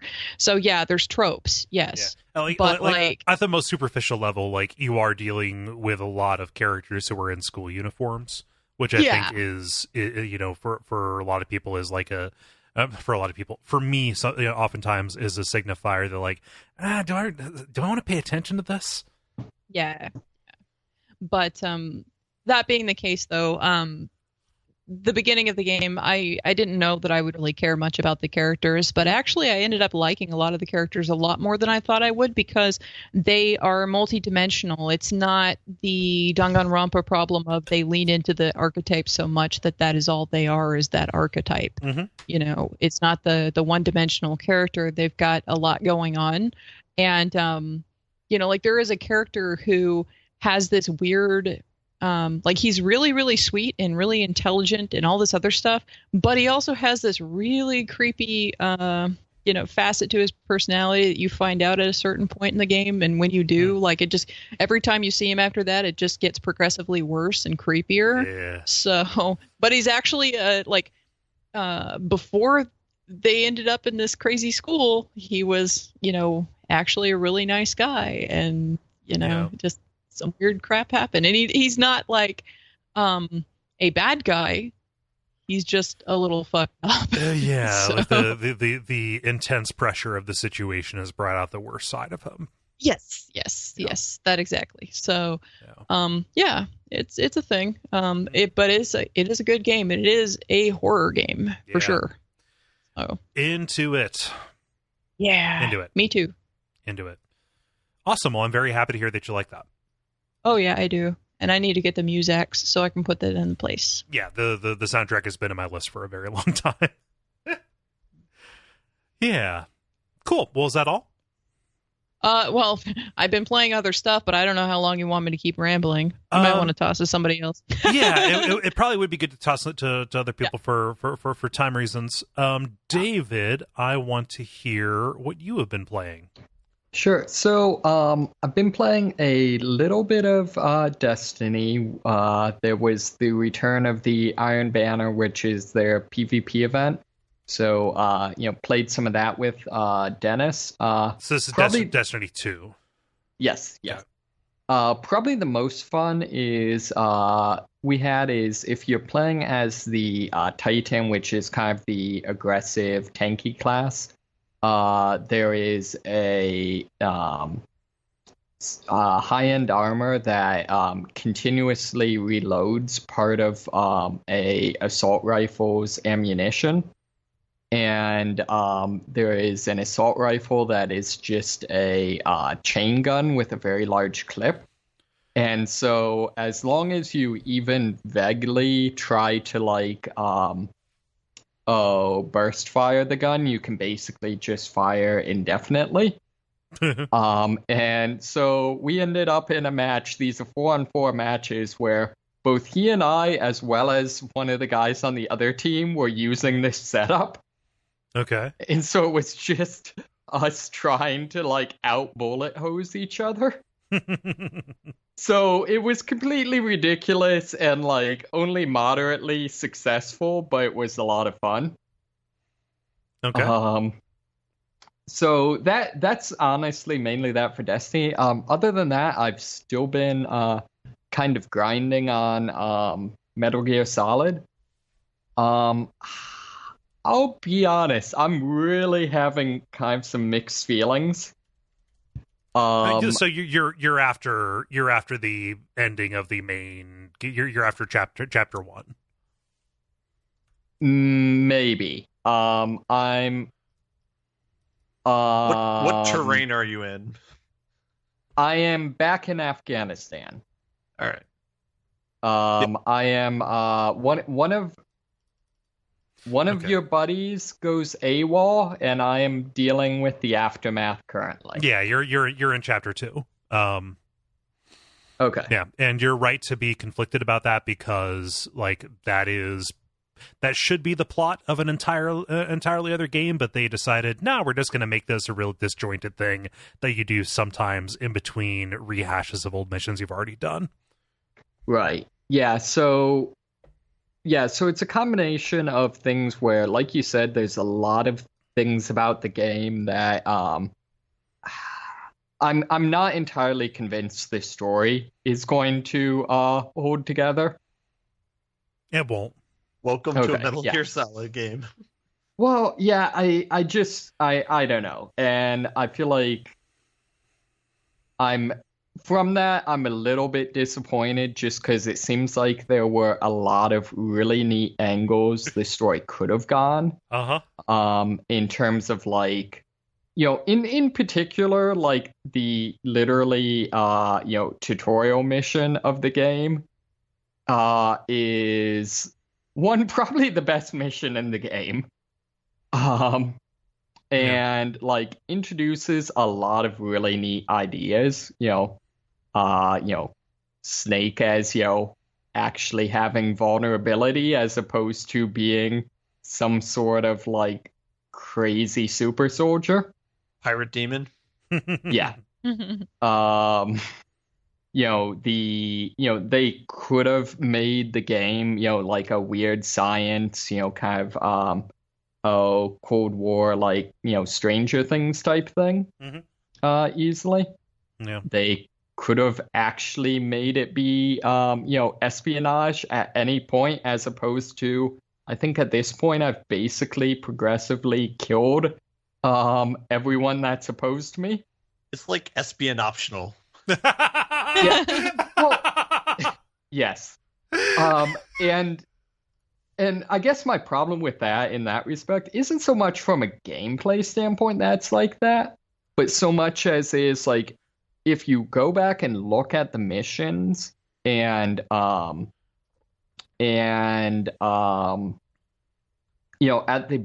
the end of almost every mission and definitely every like kind of mini story arc that makes up the game, like whatever the problem was I was dealing with is completely dead, as opposed to being some sort of thing where it's like oh well, we've kind of dealt with this, but this is some vast conspiracy, so like we're in a more tenuous situation than we were before. It's like, no, pretty much I've just like killed all of the skulls, and I don't know. It bothers me. But there's also a thing where there's a number of missions that very aggressively actually like hurt your progression. What do you mean? In terms of like killing off a number of your a large number of your base staff, yeah. Gotcha. And then, like I said, you losing one of your buddies. Right. So it's also right now I'm stuck on the mission after that is the only mission in the game you cannot stop playing after you've started it. So like even if you die or, restart the mission or something like that, there's no way to actually exit the mission. But I do actually, though, I have to say I was looking for some advice on it, and I think I saw one of my favorite forum commentaries in a long time. Someone just commenting that they wish the intelligence briefing for this level had been something along the lines of, "Hey Snake, by the way, there's a entire Russian tank battalion about 10 feet away. Also quiet is now Raiden from Metal Gear Solid Revengeance." Yeah. But I don't know. It's kind of mixed. But the core game I'm actually still enjoying, and I'm still enjoying its a lot of this stuff it does. Mm-hmm. It's just I'm kind of disappointed about the story. Yep, that'll happen after. Yeah. That'll happen in the back third of that game. Like remember way back in 2015 when I said, "Oh yeah, Chapter 1 of Metal Gear Solid 5 is probably my game of the year." Sure. For that, like you're experiencing firsthand why I made that very strong caveat. Yeah. So, other than that, I did enjoy the just random side op where you rescue Kojima. That was pretty funny. Yeah, kept you waiting, huh? Yeah. It's a meme. Yeah. So yeah, I there's a lot of things that are likable about it. I like a lot of some of the random details they put into the weapon handling. The fact that you have to manually, if you want an extra bullet in the chamber, you have to manually load it. Uh-huh. And the whole thing with like causing misfires. Ocelot complaining about causing misfires with a semi-automatic gun if you don't hold your wrist steady, stuff like that. Like there's parts I definitely like about it. That's a callback to MGS3 as well. Oh, is it? Yeah. Okay. Yeah, and I have to say, like, I feel like the other thing is, I get the idea, like, about halfway through Chapter 2, like, up to that point, it does a really good job of, it's very much a game that, in a lot of ways, is based on what's happened earlier in the season, or in the series, but it's very understandable. Whereas there's definitely a part at which, like, it makes no sense whatsoever. Like, I've no idea who the heck the Man on Fire is. You would if you played. Yeah, but that's my point. Is like it's okay to have callbacks, but there needs to be at least some degree. Well, the function of the Man on Fire does not depend on you knowing that piece of trivia. It really truly doesn't, because it is meant to be this uncanny otherworldly thing. Like knowing who that is doesn't add anything to it. Okay. Yeah. I would say that's fairly accurate up until the final cutscene, which makes no sense. Yeah, it also didn't make sense. Oh, man, didn't it's really hard to talk about this stuff. Okay, sorry about that. Yeah. Other than that, actually, one question I did have, something I don't understand is what's the point of the Metal Gear?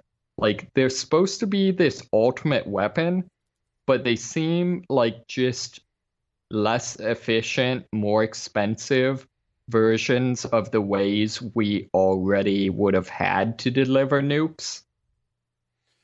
Yep. Yeah, like there's a little bit of that I can give you. So nominally, it's supposed to be that you could fire a nuke from anywhere.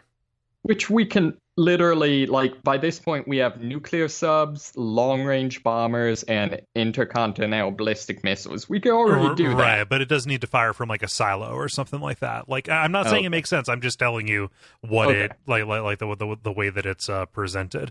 So the reason why it walks is so it can reach any kind of terrain. That was kind of the big that was the big kind of innovation that Huey brought to this. Huey Emmerich was, bringing the ability to make it walk bipedal. Before that, it was the Shagohod, which kind of moved on this really cool like screw style mechanism. And then Metal Gear Ray, the one from Metal Gear Solid 1, that fires its nuke off of a railgun. It's not a ballistic missile. Like, it doesn't actually like have its own propulsion system. It can still hit it from the end of the from anywhere in the world. The idea being that because it doesn't have propulsion, it can't be detected. I guess that makes well that at least is like a compelling claim, Right. And then Metal Gear Solid 2 onward, the actual threat of the Metal Gear was kind of downplayed compared to a bunch of other stuff. But the Metal Gear in that one, Metal Gear Ray, was designed as this anti-Metal Gear because because a lot of different countries and like even companies got a hold of Metal Gear technology to kind of protect themselves. It kind of just got disseminated because of the Shadow Moses incident. So that Metal Gear Ray specifically was important because it is a kind of an amphibious anti-Metal Gear kind of thing, kind of like a countermeasure. And then don't they just make fun of the idea of it having legs in Metal Gear 3? Yeah. And it's just like, oh, that's completely impractical, is what Sokolov says. Mm-hmm. Yeah. Forgive me if I got any of that wrong, because no, I feel like the broad strokes are there. So I don't know. Still enjoying it. But we'll see. Yeah, the play's the thing, honestly. Like, I think that mechanically that game is kind of unimpeachable. The story is a goddamn mess, but what are you gonna do? Yeah, there's good things about it. Although I don't quite get the whole like Snake is an awful person, considering like if you look at like the overall like amount of military things I've accomplished versus my body count, like I'm an effing saint. Mm-hmm. Yeah, Snake is Big Boss is a complicated character. Yeah. Where by complicated we mean he repeats, the last word the previous speaker said. Yep. He's basically Dougie from Twin Peaks: The Return. Yeah. So yeah, that's pretty much all I've got. Okay, cool.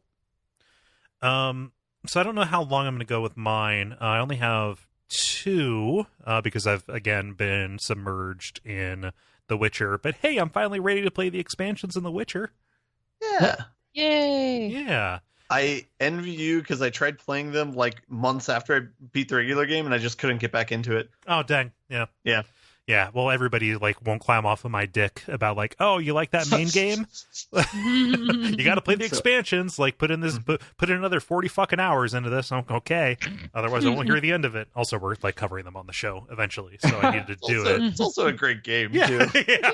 Yeah. So when I was in San Francisco, one of the kind of fun experiences I had is there's a big like indie game developer conference, and had a couple come in from Poland that were developers, and we ended up talking about The Witcher, and ended up with me explaining how the fact that like in English the name makes no freaking sense. Oh yeah. Well, over there, like it translates to the Hexer, which makes a bit more sense.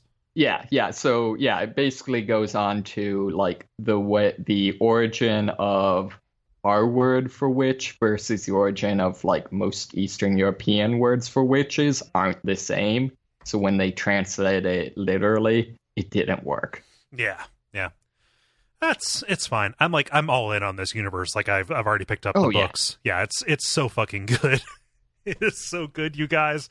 And just go listen to Watch Out for Fireballs for a straight month of his just saying it's so fucking good, you guys, over and over again for hours on end.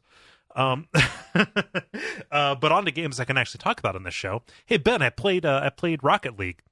Hey, yeah. how'd you do? I did okay. I've Okay. gotten a couple of goals in. So it There came you go. yeah. It came out on Switch. That's a fun game. Yeah. It is pretty cool. I feel like I'm useless on my team. Without communication, I don't know how to basically okay, if I see nobody in the backfield, then I'm going to try and kick back and see if I can play defense because there's no designated goalie or anything, and sometimes people just fuck up.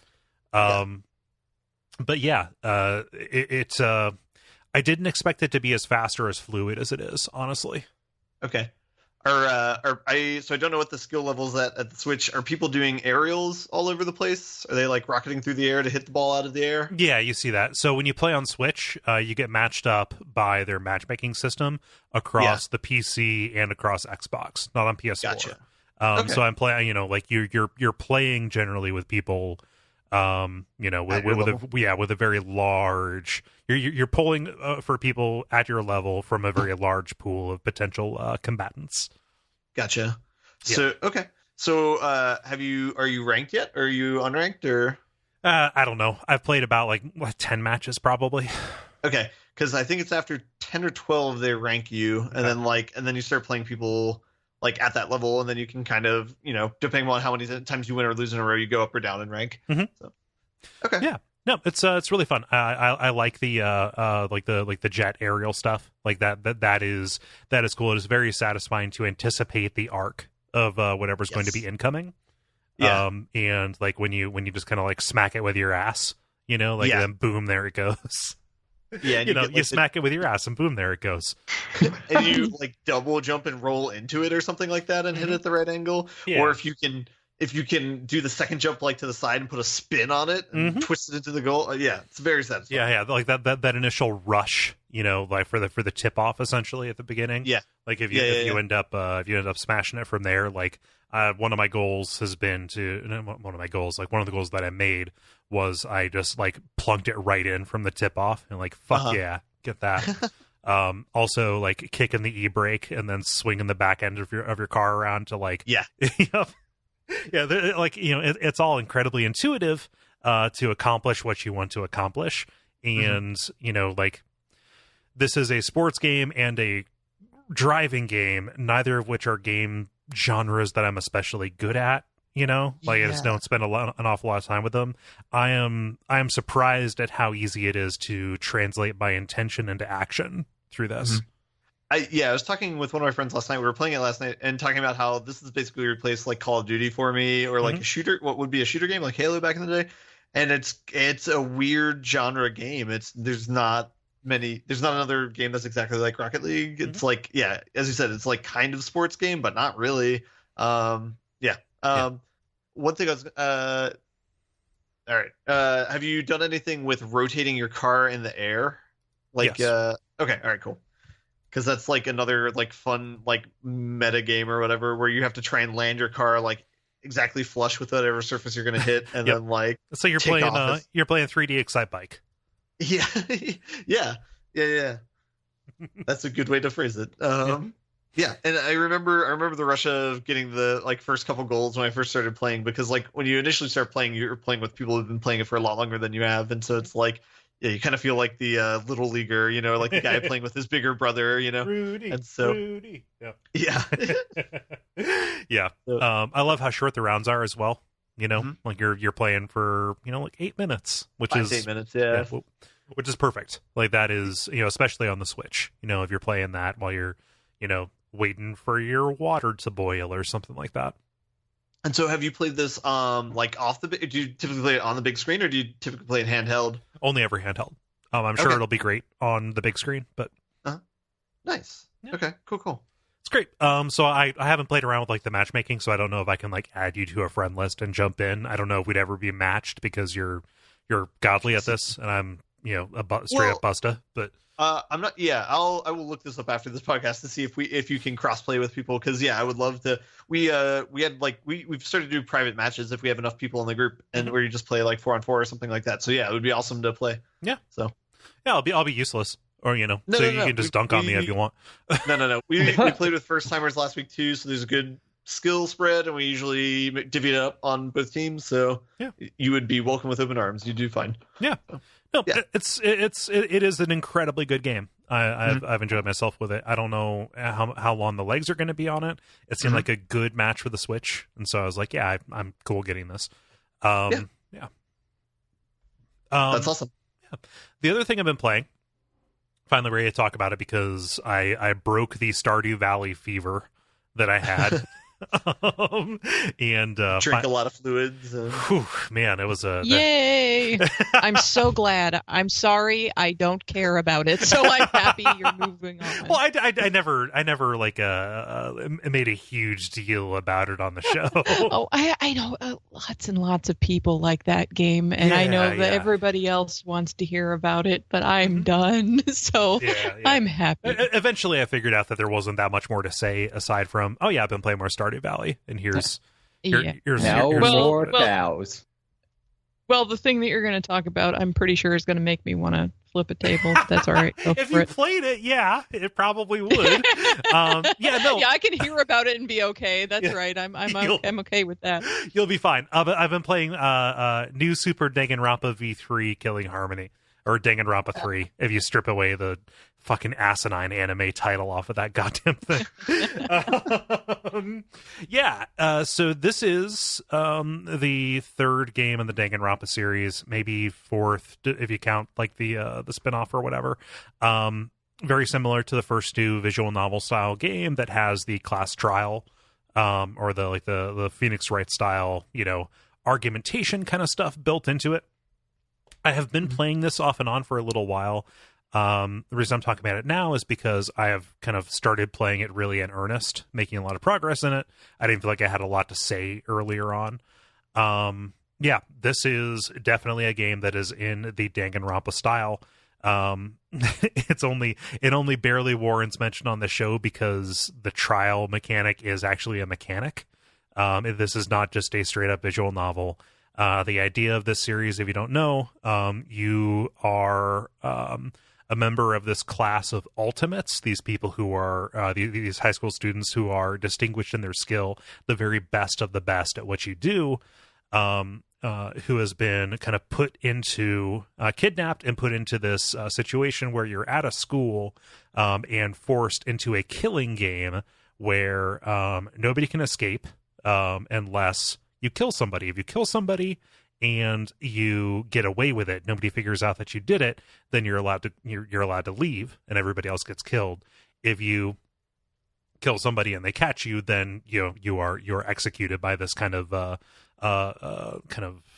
just sadistic monomaniacal bear named Monokuma. This is a game that indulges in a lot of anime tropes, and as we've established before, Jala has the antibodies for those, whereas I do not. Like, I'm down with the crazy over-the-top stylisticness of it. I'm especially down with some of the bug nuts kind of twists and turns that the series took from the second game onward. Like, this seems to be continuing a bunch of those. Like, there's some technology that shouldn't exist in this one. Danganronpa V3 adds a couple of wrinkles to the class trial that I think are actually pretty good. The biggest one of them is that you can lie, so you can actively perjure yourself in the middle of a class trial. By like the way those usually work is everybody kind of gives their testimony, and there are certain keywords that you can refute with evidence.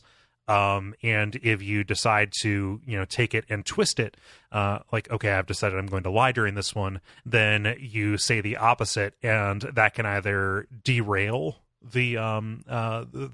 derail the argument and make it more into the line of argument that you want to make, or they've actually built in like backdoors through the course of the logic of the arguments, so you're not just at the whim of what every other classmate wants to say.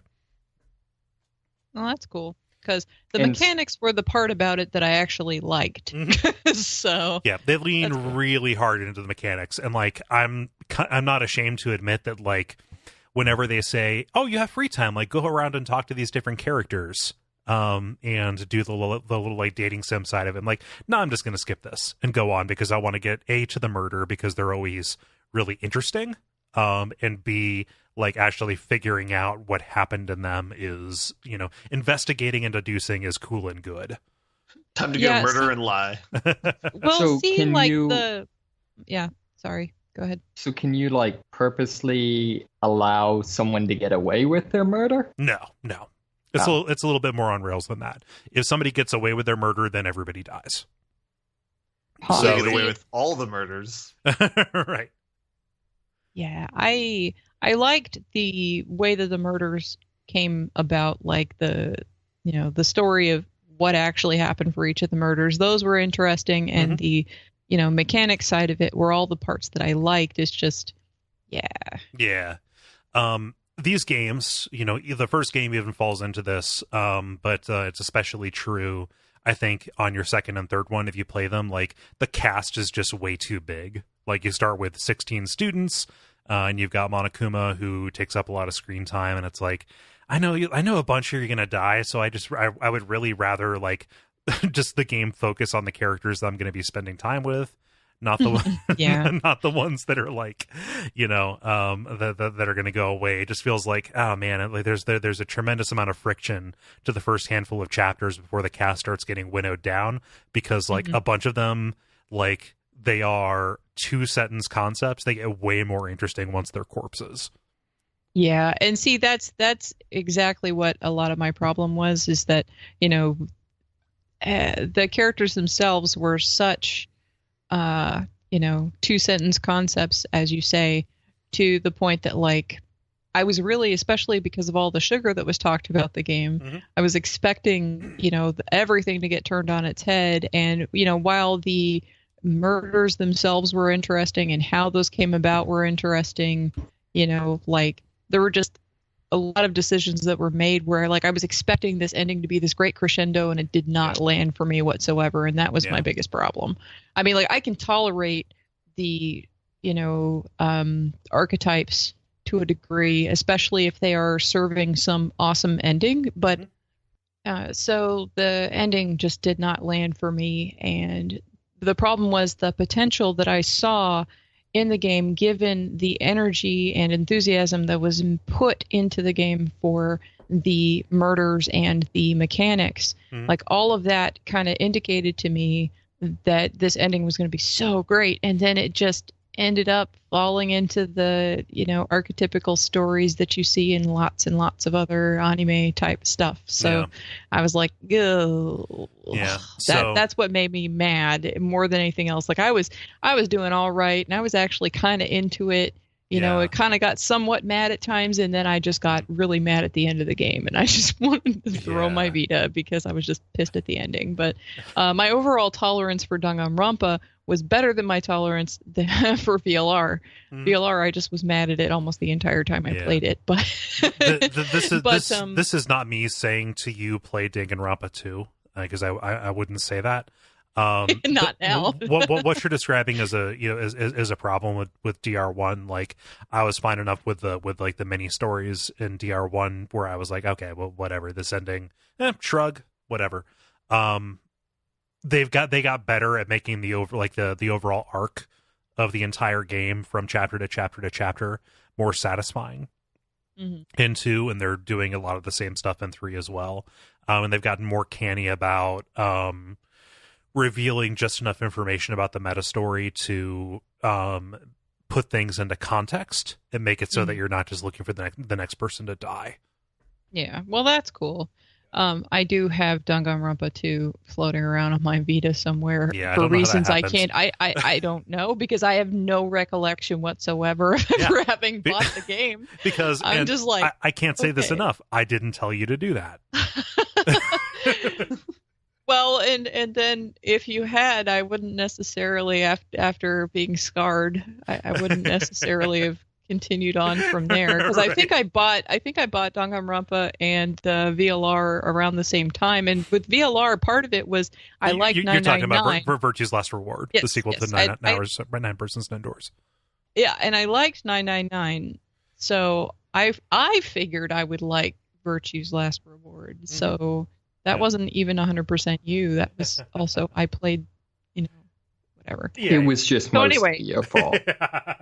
Yeah, it was mostly Cole's fault because it's funnier that way, and the listeners like it when it's your fault and I get mad at you. So I mean, like, everybody wins except for Cole. I've accepted this. Everybody but Cole. Yeah. Well, no, I won because I played a game I liked. Yeah, right. Well, anyway, so with DanganRonpa 3, how's the pacing and everything going so far? Is it like that's kind of slow stuff you were talking about, or is it a little bit like the first, like the intro is way too long. The first chapter takes a while to get going. Like, it's a little bit like water skiing, right? You're gonna get pummeled. You're gonna get pummeled by a bunch of bullshit until you break a plane, and then all of a sudden you're soaring to the end.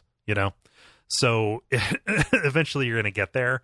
One thing that they introduce in Danganronpa V3, they're kind of intentionally leaning into. So Monokuma, again, the villain of this, the black and white bear that you see in the images and memes and stuff, he's annoying enough. What if we didn't just give him like one Scrappy Doo, like a tiny little Monokuma? Let's give him 5 different Monokuma cubs, the Mono Cubs. And each of them, they're different colors. It's a little bit like a Sentai kind of thing, Mm-hmm. They have different personality quirks, and like it's just 5 different villains who every time Monokuma says something, the camera pans over to each of them, and each of them says one little line of bullshit that doesn't add anything. It's just a reaction. Yeah. But meanwhile, I'm still like, now that you've thrown Sentai in there, my brain went every which way because you were talking about breaking a plane and skiing off into the great beyond or whatever the hell it was you were talking about. And I'm just trying to imagine you like flying, soaring, that soaring was your word. Yeah. And then you started throwing Sentai in there, and I'm trying to figure out what like pose you'd have doing this. Yeah, I'm mixing my metaphor. People who have like water skied know what I'm talking about. Once you go fast enough, you're on top of the water. It's what I mean. But like, yeah. So I don't like this. Like, this is probably a spoiler, but if you're listening to the show and what I just said sounds like, oh, that's going to be intolerable. Yes, it is for the prologue in the first chapter, but then they start dying too. So, oh, good.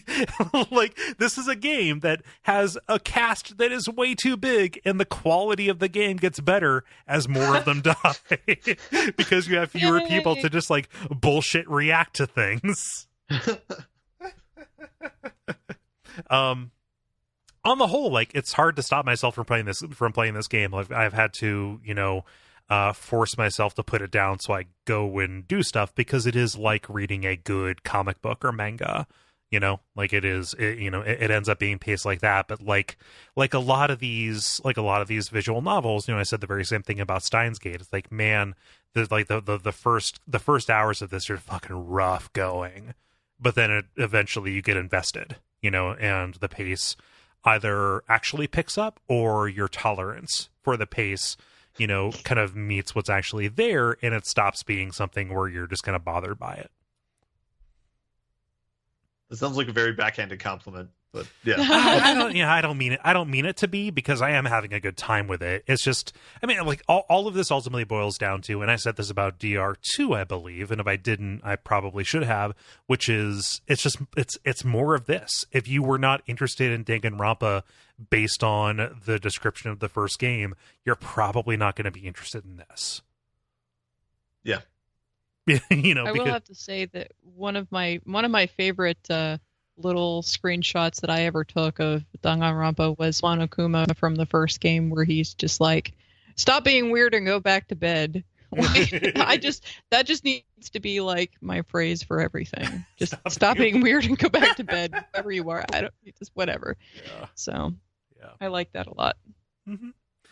Yeah. So that's what I've been playing. Outside of The Witcher 3, which thankfully I've gotten through the bulk of. Yay! Any questions? What's your favorite Gwent deck? Yes. Never really engaged with Gwent. What? Oh, that's no! Like, Unacceptable. Half the reason to play The Witcher 3. No, my eyes were on the prize for the story stuff. He is deeply offended by this. Yeah, we're you might be a good person to bring in, actually, for this. We're neither Gary nor I really engage with Gwent, so we're trying to figure out, like, just not because it's like bad, but like for me, I just it's already a long enough game, and I'm kind of playing it to see as much of it as I can. I played enough Gwent to like really understand kind of what was going on, and then left it by the wayside. Okay. Yeah. that you screamed at me was the funniest thing. And like literally playing, when I played The Witcher and I played Gwent, I'm like, oh, they like buried a game that's just as good as the game within the game. Like, that's amazing. Like, yeah, it is a very good card game, but I was there for like cool Telltale stories and killing big monsters and shit. Yeah, that's cool too. Yeah, they're both good. It's cool too. I'm not trying to downplay the rest of The Witcher. They're both great. Yeah. Do you all want to button it up? Buttons. The credit. Now it is time for us to end the show. Thank you so much. Is that our new segment? It's been a while. It has been a very long time since I have ended this show. No, thank you very much for listening to this episode of The Level. Going to remind you again, tune in to Duckstream, the streaming event that we are doing next weekend as you are listening to this, December 8th, 9th, and 10th. It's going to be a good time. It's always been a good time. We are doing that in support of the Transactive Gender Center out of Portland, Oregon. Yeah. Cool. Yep. Cool. That's the big thing. Otherwise, the stuff that you can do. Leave us a rating or review on iTunes. Jala, I saw that you took exception to the fact that most of the reviews omitted your presence. Yeah, I know. They did. I'm not, mentioned whatsoever. It's always like, the dudes. Dude. Yeah. There's a girl. There's been a girl since 2014. Yeah, damn it. I've been around. There's been a woman on this show for several years now. So please go leave a review. And we haven't had one since July. I know, right? It's a little bit depressing. I would like to see that. Yeah. So I mean, I'm not guilting you into this, but you should feel bad if you don't. So, otherwise, I don't see a reason to prolong this. So I have been Kole Ross at Kole Ross on Twitter. I'm still David Moneysmith on the internet. I'm Jala-chan in places. I'm Ben Merkel at Merkleby on Twitch. Yeah. And stick around for some titles.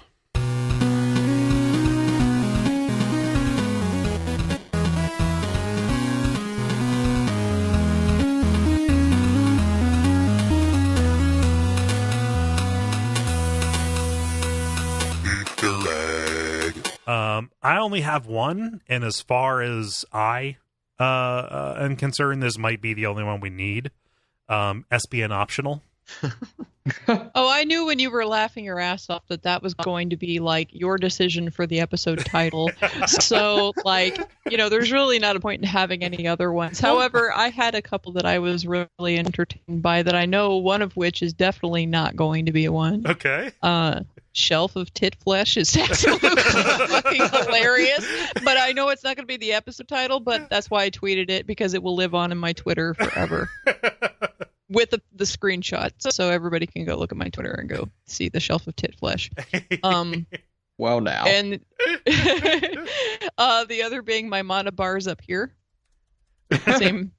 Same conversation, but that's a very fertile conversation.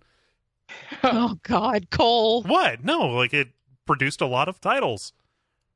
Mm-hmm. Any more, Jala? No. Okay. So I had a couple. I wish I knew anything about China. I'm a big fan of A Pretty Thing. Okay. And this would need to be cut down or something, but they're way more interesting once they're corpses. I would do that as way more interesting as corpses. Okay. Although I still kind of like, what was it, Espionoptional? Yeah. Okay. Ben? I had Hey, My Health Bar is Up Here, I had Blackout Friday, and I had Espionoptional as well. I'm probably gonna put the thumb on the scale and say Espionoptional. Oh, I knew. Sounds good to me. I said that. Yeah. Okay. As long as we're all okay with me with me acting unilaterally and extrajudicially. Yeah, there we go. As benevolent / malevolent dictator. Yeah. It is all good. Some form of levelant. Yep. Who levelance the levelance. Yeah. Cool. This is a lot of fun. Yeah. Ooh. Good to hear from you guys. Yeah. It's been a while. Yay. I know. Yeah. Been a bit. Cool. Well, take care, everybody. All right. Night. Talk to you guys in a bit. Bye. Peace, y'all.